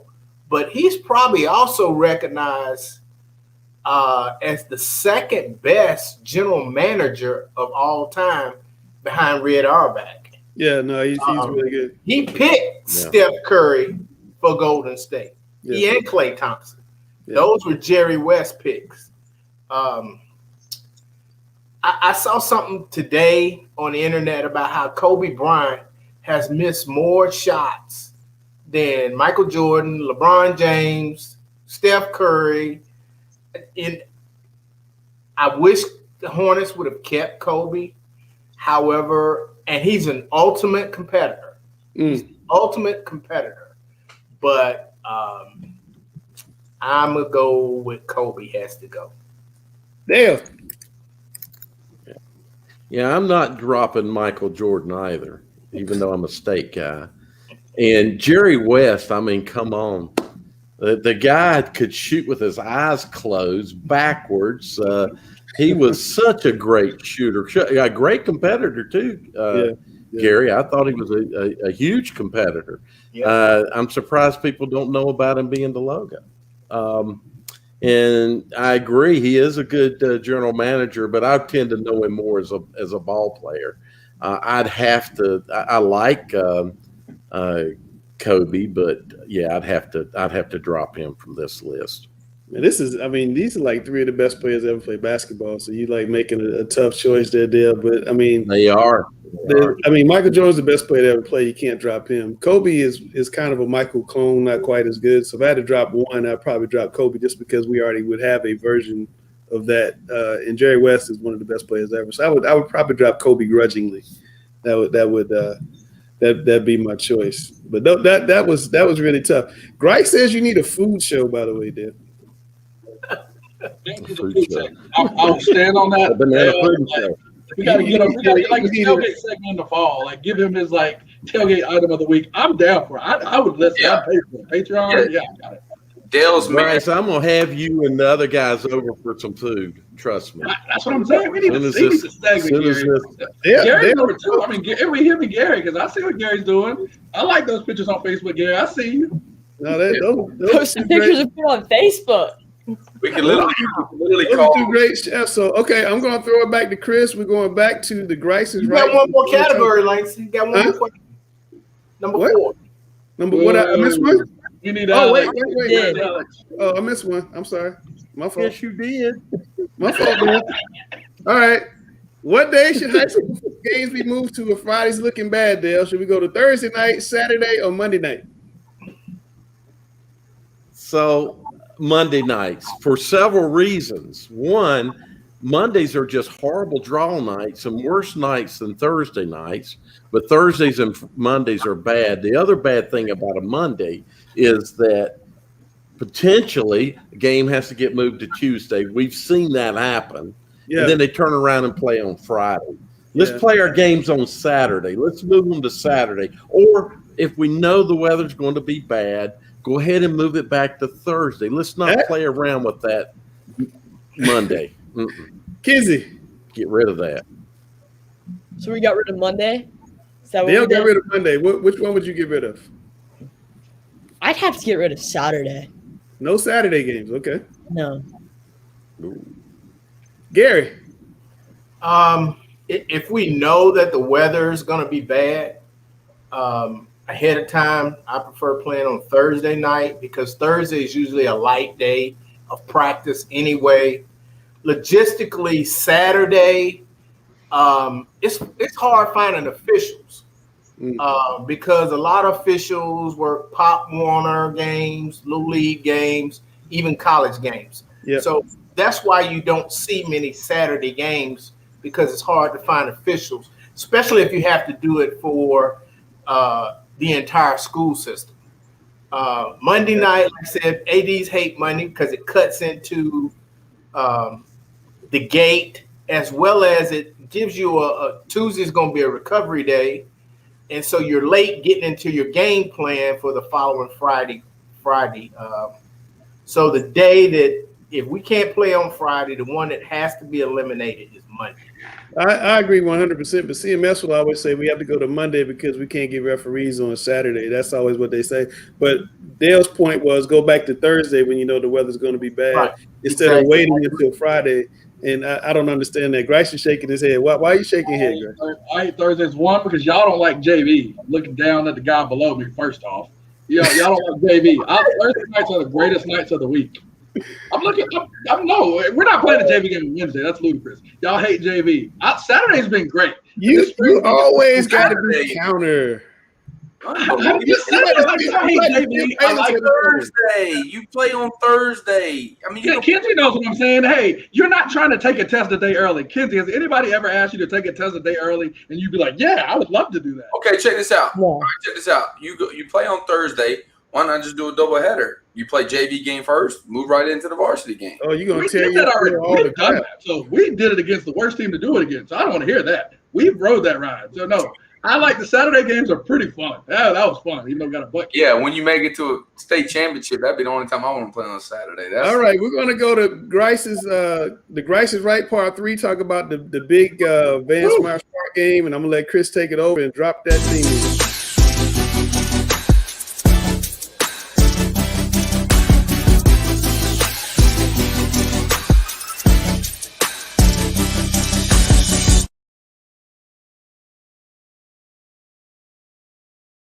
All right. right, the Grice is right. Might as well push another button because we want to talk a little bit about the Myers Park Vance game, and we want to hear first from the conversation with Myers Park head football coach Mark Harmon. So let's go ahead and play that video. All right, guys, we're here with Coach Mark Harmon, Myers Park, interim coach Mark Harmon, Myers Park. They need to take the interim out, coach. You go undefeated. You get as far as the school's ever been. They should take the interim off your title. Tell me about the season. Have you surprised yourself? Honestly, no, just because we have the same attitude that we did back in February as it is right now, is that our goal is just to focus on what we have right in front of us, not worry about anything else. I've never once talked about having an undefeated season. I've never talked about a conference championship. I've talked about being 1-0 at the end of the week, and that includes being 1-0 at practice at every rep you take, and that's just been our mindset. Talk to us about the game coming up on Friday. You got Vance coming in. We're going to have Coach Fairby on. Talk about what you guys have to do to kind of score against Vance, first of all, then to slow them down. Well, Vance is a defending state champ for a reason. They're well coached. They're fast, physical kids. They get after the ball. They hustle. They're going to make you play the entire game. They're probably be the best defense we've seen. Well, we know that even offensively, they have guys that anytime they have the ball in their hands, they can go all the way. They can go the distance. It's about staying on your assignments. It's about really not abandoning the fundamentals. Making sure that the same things that we've been preaching and practicing day in and day out, that we have to execute, and that we have to limit the amount of mistakes we make, so that way they can't take advantage of those opportunities. I think the difference in the game is Myers Park going to be able to sustain drives. They don't have to score necessarily on all these drives. They need to make sure that they're able to get 2 or 3 first downs and then play that field position battle. And if they're able to make it a tight game, I think they're used to playing in those type of games, and they definitely can be successful. What do you think of hearing that, Coach? Is he on point? Oh, Sam's done a little bit of his research. What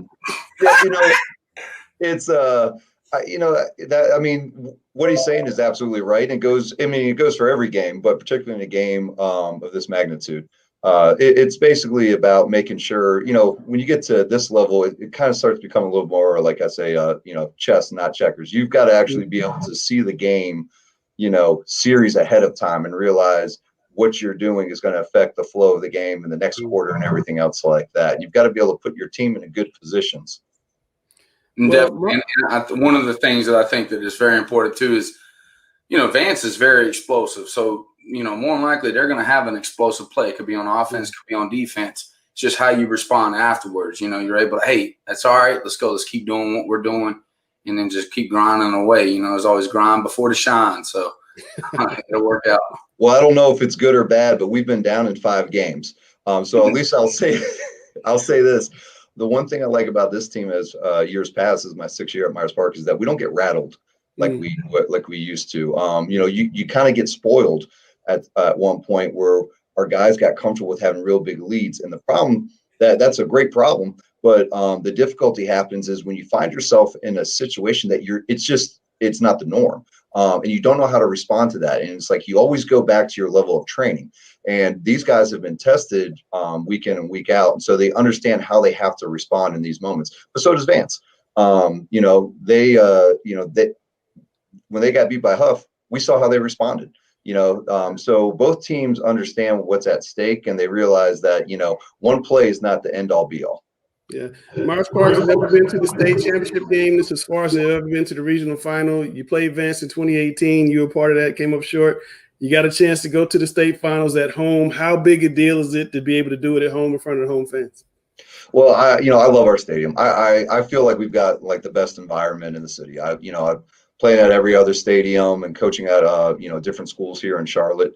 There's just something special about Myers Park Stadium, on a nice Friday night, like we're finally getting that good weather. So I'm really looking forward to it. I know our kids are excited. The one thing I did talk to them before the game last week, Friday, I said, guys, the mission's the same. It's to go 1-0. I said, but here's what I tell you. I can't promise you you're going to play a game again on this field because we don't know who's winning on the other side.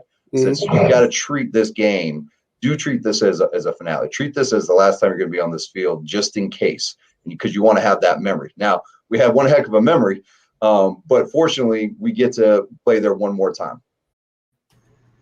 All right, Kenzie. Coach Harmon said that they did not plan to be undefeated, but do you think they can stay undefeated in this game upcoming against Vance? No. Vance is an absolute powerhouse. Watching them live, Smothers, absolute workhorse. What can they do to stop Vance? Anything? What? What can they do to stop Vance? I mean, I would say get them off their tempo. I think that's one thing they did really well against Huff is they controlled the tempo of the entire game. That's what they heavily relied on. If you can mess up that tempo, I think you can stop Vance. It's just going to be very hard. Right. Well, Sam, you talked to Vance Coach Glenwood Farabee this week. Let's go ahead and play a clip of that video and get your thoughts on the other side. The target is big, and you've basically asked for the target by saying nobody can beat us but us. You want to step away. Are you guys ready to knock Myers Park off, go to the finals, and get it done? Yeah, that's the plan. That's always been the plan since I came here, was to win a state title, and that's the plan every year, to win the state title, regardless of who I have, on my team. That's the goal, and I think that everybody should shoot for that. So, we're taking it one game at a time, 1-0 every week, and it just happens to be Myers Park this week. Yeah, it's pretty obvious that going against your own Charlotte teams every weekend and week out, it seems like it could be very difficult because people don't understand how great Charlotte football is. Yeah, Charlotte football is phenomenal, man. Being from Virginia, I never witnessed Charlotte football before until last year. And I have my younger brother is the head coach at the old school that I was at, and he came to a couple games, and he spoke highly of it. And he was just like, man, I haven't seen football played like that in a long time. So he goes back home to Virginia and talks a lot about it, the physicality, the size, the speed, the coaching. The coaching in Charlotte is great, man. You got to be well prepared each week.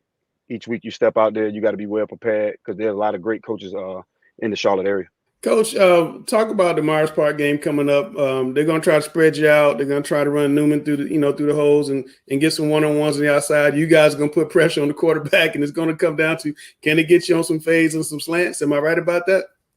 Oh, definitely. They have a good wide receiver. I'm not for sure the kid's name, but he's number 2. He's pretty good. So we got to make sure we try to contain him, and still at the same time do what we do.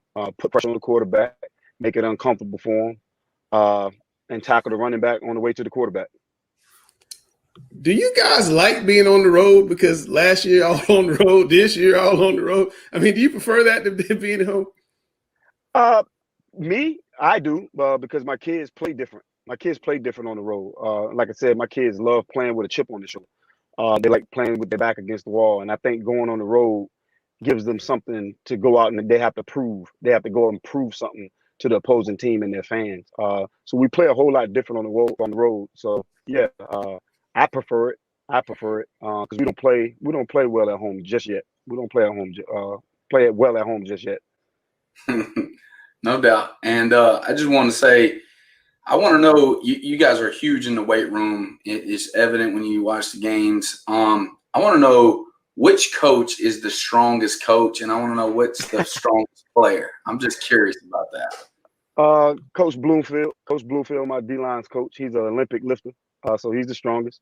I think he's cleaning. I think he just left. He just left a state or national competition and deadlift or cleaned about 400. About 400 something. Yeah, right. You don't want to see him.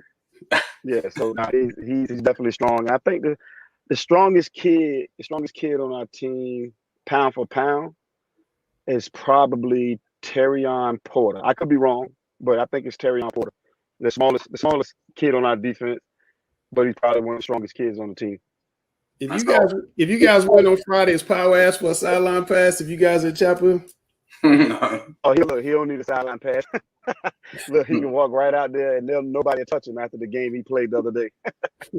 I talked to him today, actually, man. He phenomenal kid. No, he had a phenomenal spring game. Yeah, but that's why I called him. I was like, man, I watched you and you did an outstanding job. Farabee went with Coach Wilson to the game, and But my man, he's got this Black Panther print on his arm. He runs around like a panther out there, you know. Pretty awesome. Coach, Sam told me after Powell's sophomore year he's going to play on Sundays. I said, man, how can you say that about a guy? He said, he just got it. He's special. He's got it. So No, he definitely does. He definitely does. Well, look, Coach, good luck to you on Friday, man. We'll catch you out there. Should be a great game in March Park. All right, appreciate you. All right, guys, Grace, let's get your keys to this game. We'll put your chart up here on the screen for everybody to see the keys, and we'll let you guys kind of chew it up here on the other side.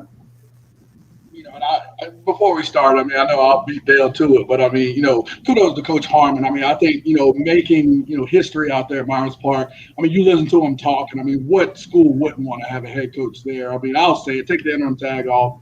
You know, I wish him best of luck, and I've been excited as a, you know, as an observer to really watch what he's been able to do with that program after a few expected that. So wanted to say that first. But let's get to the keys for this big time game. You know, it's like the song, Griner, you know, California Love, you know, you got to lean on your star. We're going with the California kid from LA, or we're going with Hollywood, you know. So both teams, you got to lean on your star. I mean, I think, you know, we've seen Linhoff, you know, the QB, you know, really have a big game against Northwest Guilford. It was Bryce's gem that week.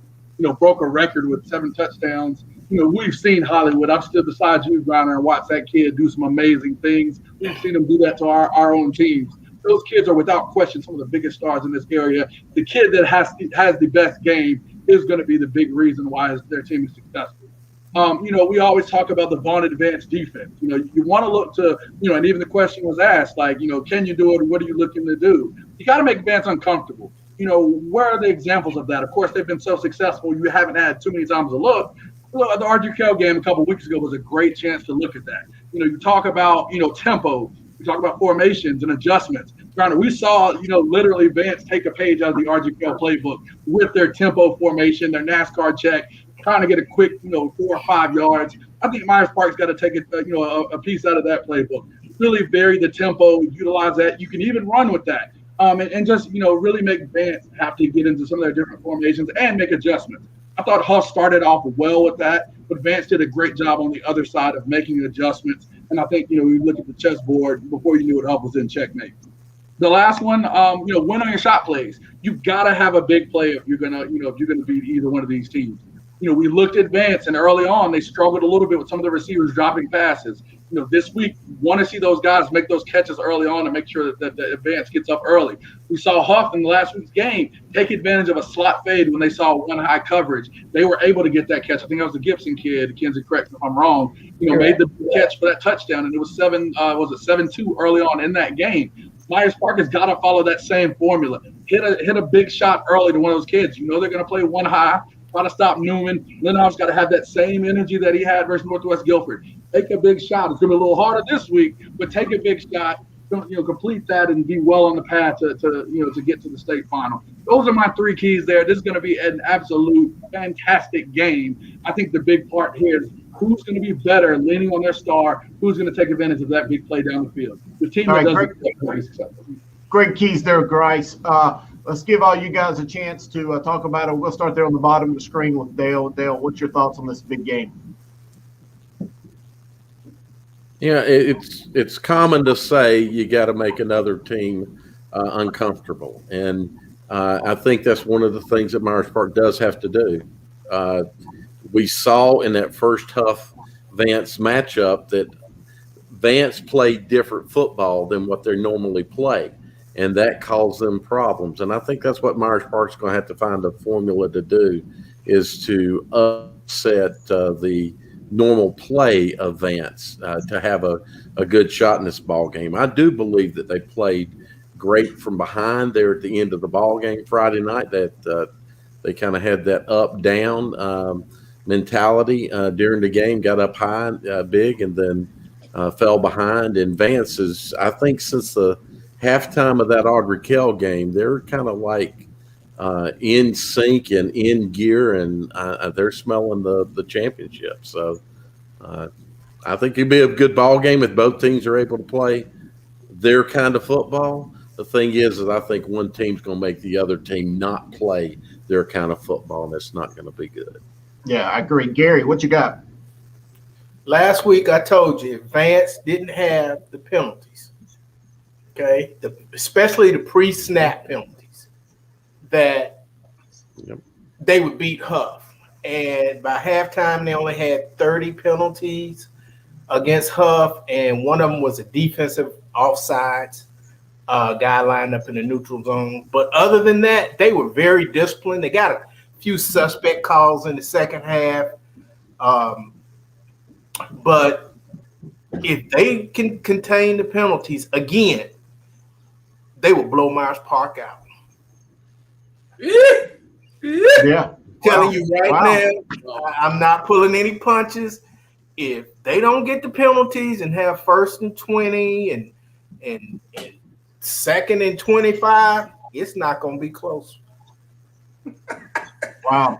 Gary, I agree. It wasn't just the penalty. It was also good snapping. Yeah. They didn't have any of those bad shotgun snaps. No, they didn't. Wow. Wow. Gary, what's your Twitter handle so people can hit you? I'm not going to post it tonight. They will hit him. I'm not gonna post. Hey, you still got me on the they might take me off the media list now. I might not be able to do that. Sorry, Gary, Richmond. Hey, the Vance people let me in. I'm an original. So all right, I came in because I want to hear from the guru. Chris, what do you think about this game? Well, I didn't really want to throw my pick out there, but, I think that Myers Park is going to play great at home, defending their home turf. They're going to come out motivated. I've been really impressed with what I've saw from Coach Harmon. I love how they've completely reinvented themselves. And, they didn't try to stick to what Coach Chadwick was doing. They did what they're good at. They maintained their personnel, and he's played to his strength of the players he's got. And to me, that's a sign of a really good coach. But I want to go back to everything that Coach Farabee said. I loved when he started talking about being an outsider, coming from Virginia, seeing the physicality, the coaching, the strength of Charlotte football, because that's what I really get off on, is because we all know we're part of the Charlotte football scene. We know how strong football is, but to see a coach like him come in and talk about it, that's really awesome. But I want to go back to last year. Vance went on the road, played a West Forsyth team that everybody thought they was going to get blown out. What they do? They go on the road, they win. They go down to Richmond County and just blow the doors off the Raiders to advance to the state championship game. Coach Farabee said something that really sticks with me. He said that this team excels at playing at home. I was talking to the athletic director at Chapel Hill before they played Leesville Road last year, and he said, "Man, you want to get Vance to play a bad game, just play at home or play in an atmosphere to where it's quiet. You got soft music on." He said our players might not be as hyped up. But all of a sudden, he said, you want to get this Vance team riled up and ready to go, send us on the road, send us in front of your home fans with them cheering against us, with the music playing, trying to do everything you can do to distract us. And our kids are going to be up and they're going to play as hard as they can play. And this Vance team has shown that throughout the course of this past couple of years under Coach Farabee. I think they go on the road and win. Now, I hope it's a good game, but, man, I have a hard time believing that Vance is not going to win this ball game. Dale, you said, I think 2 weeks ago, you thought Myers Park could win the state. You still feel that way? I still think they can, yeah. I don't think it's going to be as big a blowout as some believe. If Myers Park plays their kind of football, yeah. Well, you can't say Myers Park's going to win the state. They're going to have the biggest blowout as some believe. That still would mean Myers Park loses. Well, do what? I said you can't say it's not going to be a big blowout. If people think that still mean Myers Park. No, I said I don't believe it's going to be the big blowout that I'm hearing. Yeah. Okay. I don't believe the game will be that way. Who's your pick, Dale? That's what I'm saying. Who's your pick? Huh? Who's your pick? Come on. I'll pick Myers Park. You got to stick the one thing. I mean, you guys are, Kinsey and Grice and Sam. You guys are, and Gary. You guys are IMEC people. But the one thing I did hear from Coach Harmon, I do think is true, is that those guys don't get rattled. Myers Park was used to being up real big a lot, and they would get behind like, oh my goodness, I'm not used to being behind. He told me and Sam, I think he said 5 straight games they come from behind and won. So they're used to. That's what he said, right, Sam? 5. 5. So they're used to coming. So big IMEC people, but that big top IMEC team got rattled pretty big by a South MEC team, didn't they? Roger Kelly. I don't know that I don't think that the IMEC is that much tougher than the Southwestern 4A. I just want to throw. Absolutely not. I think we're kind of looking at the Southwestern 4A that's like what we had in the past. So, do what? I didn't hear. Legit kill the key to the game right here. I watch film on both, and I really want to study it. And because I want to go to the game, I want to know what I'm looking for. The swing pass that Vance is so good at. They're so good at like sending guys down the field, and then they know they're throwing the swing pass to the running back. And this running back is different than a lot of other running backs. The way that the Myers Park coverages, they do like a quarters coverage a lot of times. And a lot of guys sink back. They don't have a guy that really is setting the perimeter, and I think it's not going to be very good for them if they stay in that. No, you don't want to let Vance get in space. Smothers ran a 4-4-2. It puts that linebacker. It puts that linebacker. They know which linebacker is in man coverage on the back. Yeah, and it's not good. That's no contest. Yeah, you don't want to let him get in space. But guys, if Myers Park can keep the game close, to Dale's point, I think they can maybe get a late drive. I think that's the way they can win the game, is keep it close and maybe get a late drive. They got to get Newman and the wide receiver involved, maybe on some swing passes themselves, because I don't think they're going to be able to run the ball on Vance. I've seen Vance 5 times. I haven't seen anybody run for more than 60 yards in the game.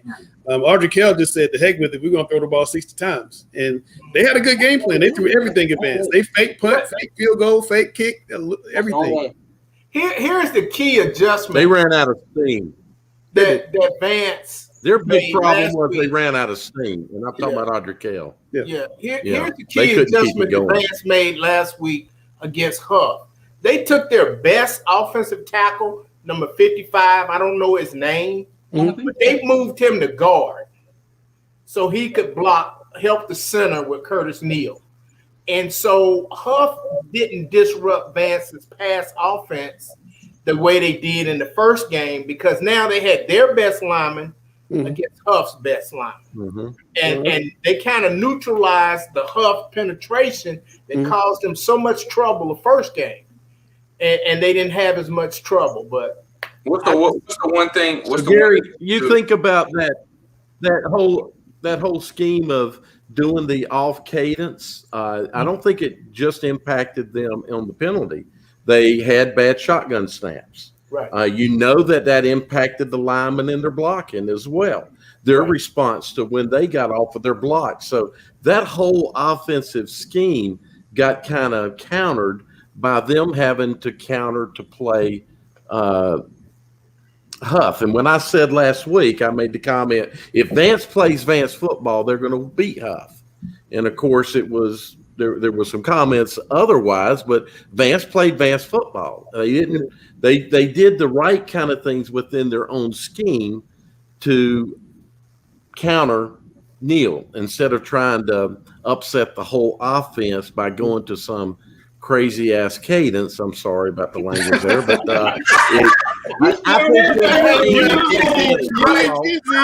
you been hanging around Kinsey too much, Dale. I really believe that Vance football, they're a hard team to beat.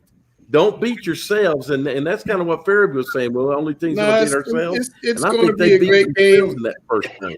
I hate that we're kind of in the COVID and only 30% of capacity can get in, because that's the type of game that, you'd have, 5,000-6,000 people. I mean, just crammed in there trying to see it.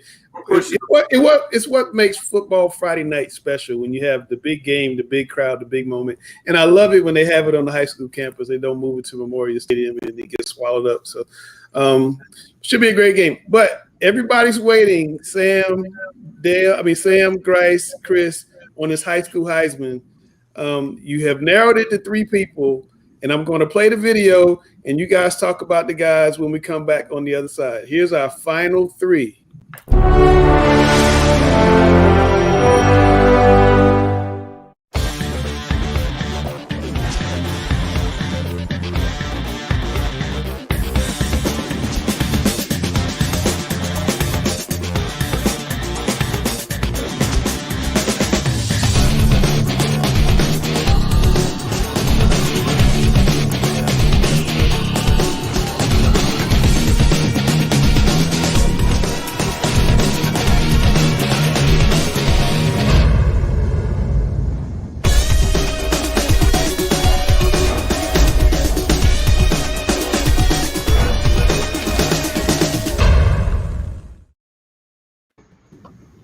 All right, guys.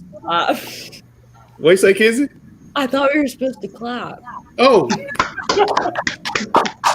We are supposed to clap.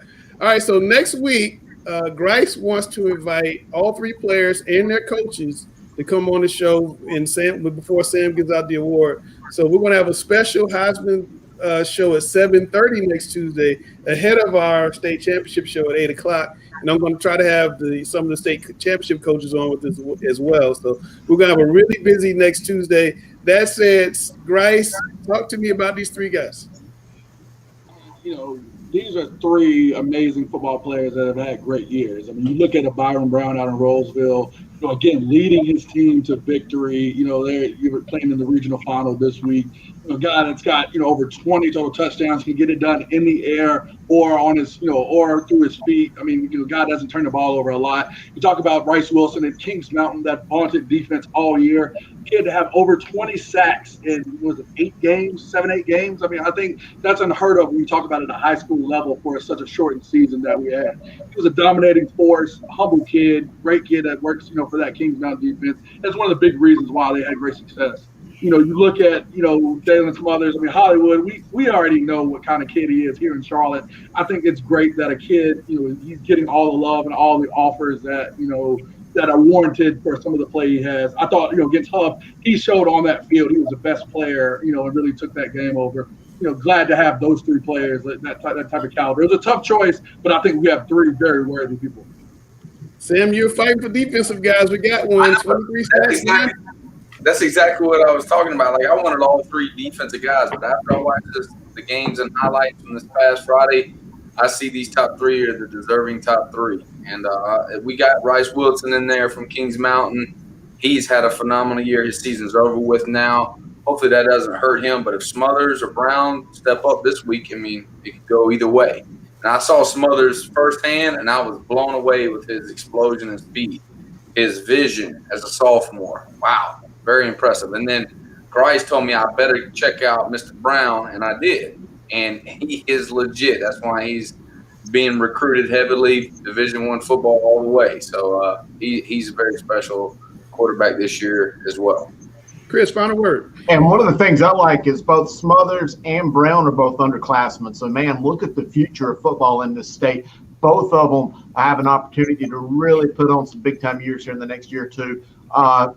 Man, Brown, he was like 5'2" as a freshman, and he's grown over a foot in the last year. So, and he's still young. He's still got another year to play. He's going to grow a lot.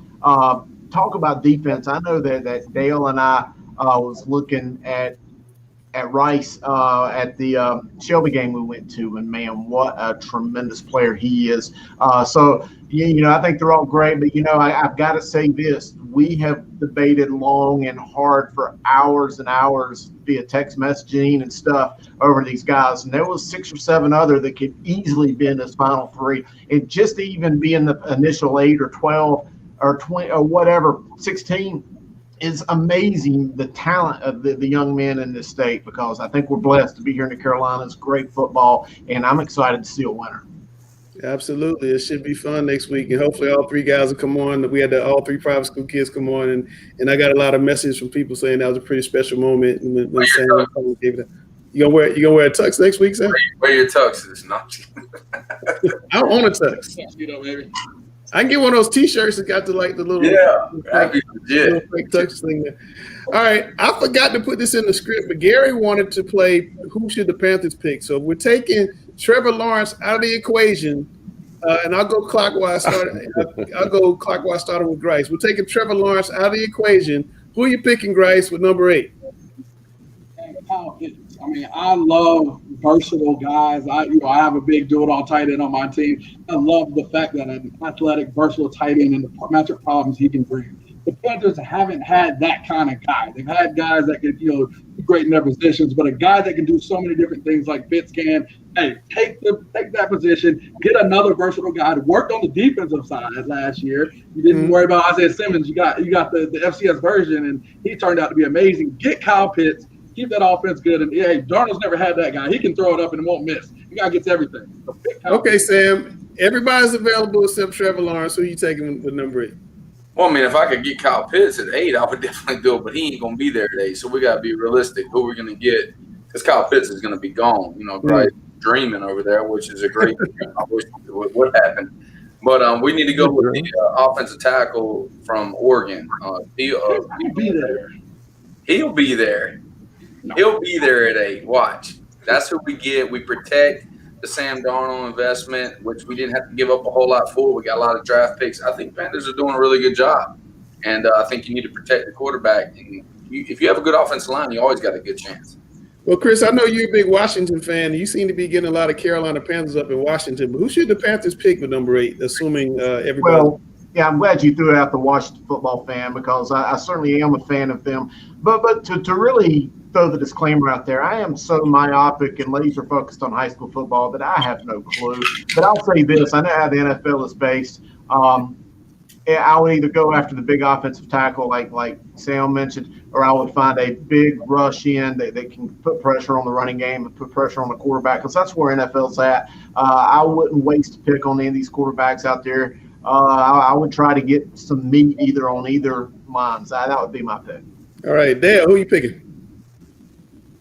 Well, I think what I've heard so far is good. I would trade up. I would buy that number 1 pick. I know you say we can't pick him, but I don't think you got enough money to do $13.2 million about a number 1 pick. If we can't if we can't get enough money, I am really concerned about our quarterback position actually here in Charlotte, and I would go for Justin Fields then, because I think he may be available. He may very well, and I would go for him. Kinsey. Pitts. Big tight end. I think he's versatile. The hypothetical is there, Sam. Dallas Cowboys fit my whole life. He's going to be gone. Right in that tight end train. So you got to go Pitts. Got to go Pitts. He may be the best overall talent other than Lawrence in the draft. Gary. Yeah, 3rd or 4th pick. Okay. I'm going Fields, and here's why. The Panthers posted on their website a couple of weeks ago, maybe it was days ago. Matt Rule spent a few days with Jimmy Johnson. Mm-hmm. Now, all NFL coaches go to Jimmy Johnson for advice. He's the guru of the draft. Yep. Okay. Jimmy Johnson will tell you in a heartbeat, you always get the quarterback. He drafted Aikman and Walsh in the same year. Whichever one doesn't win the competition, you trade them, you get your number 1 pick back. If Fields is there, the Panthers are going to draft Fields and let him and Donald battle it out. If Fields is not there, then I'm like the rest of the guys. You got to get that tackle. You got to get that offensive tackle. I thought it was interesting the Panthers have not picked up Donald's 5th-year option, so it kind of makes me. That's why. Yeah, he could be. Because they're not going to sign him to the 5th-year option if they get Fields. Yeah, they're throwing all these smoke screens out. If Fields is there, he will be a Panther. I agree with you, and since you said Fields, I'm not going to copy you. Since Jordan Gross retired, the Panthers have had 14 different starting left tackles. We just have got to protect the quarterback. Cam Newton is not Cam Newton because we haven't had a good left tackle. If we had a good left tackle, we wouldn't be having an argument about a quarterback. We have a top 5 quarterback right here. So you got to whoever is playing in the backfield, you got to have a left tackle to protect them. So that'd be my pick. All right, guys, we had a fun show today. We're a little heavy, but that's okay. I knew we were going to be heavy with all those coach interviews. Sam, you're in the one shot. It's time for your final thoughts. Yeah, I just want to give a shout out to Kavars Crouch. You know, everybody knows how special he is to me and my family, and former playing for me. He committed to Michigan State. He's going to go up to the Lowry kid from Vance, so they're going to build a good bond. Hopefully, they're roommates. Just want to give him a big shout out. And how great is it to be in high school sports right now? Like, I mean, you got so many amazing shows. You got Talking Preps. You got so many other ones out there for venues for kids to get recognized. So I just think it's really cool, and it's just cool to see, like, guys growing up like Kavars Crouch now, where he's going to be a junior, and he's literally able to handle himself very, very well. I don't have to help him at all. He made all the decisions himself. He took up there. He's able to get on planes. It's amazing to see the growth in kids from high school to college.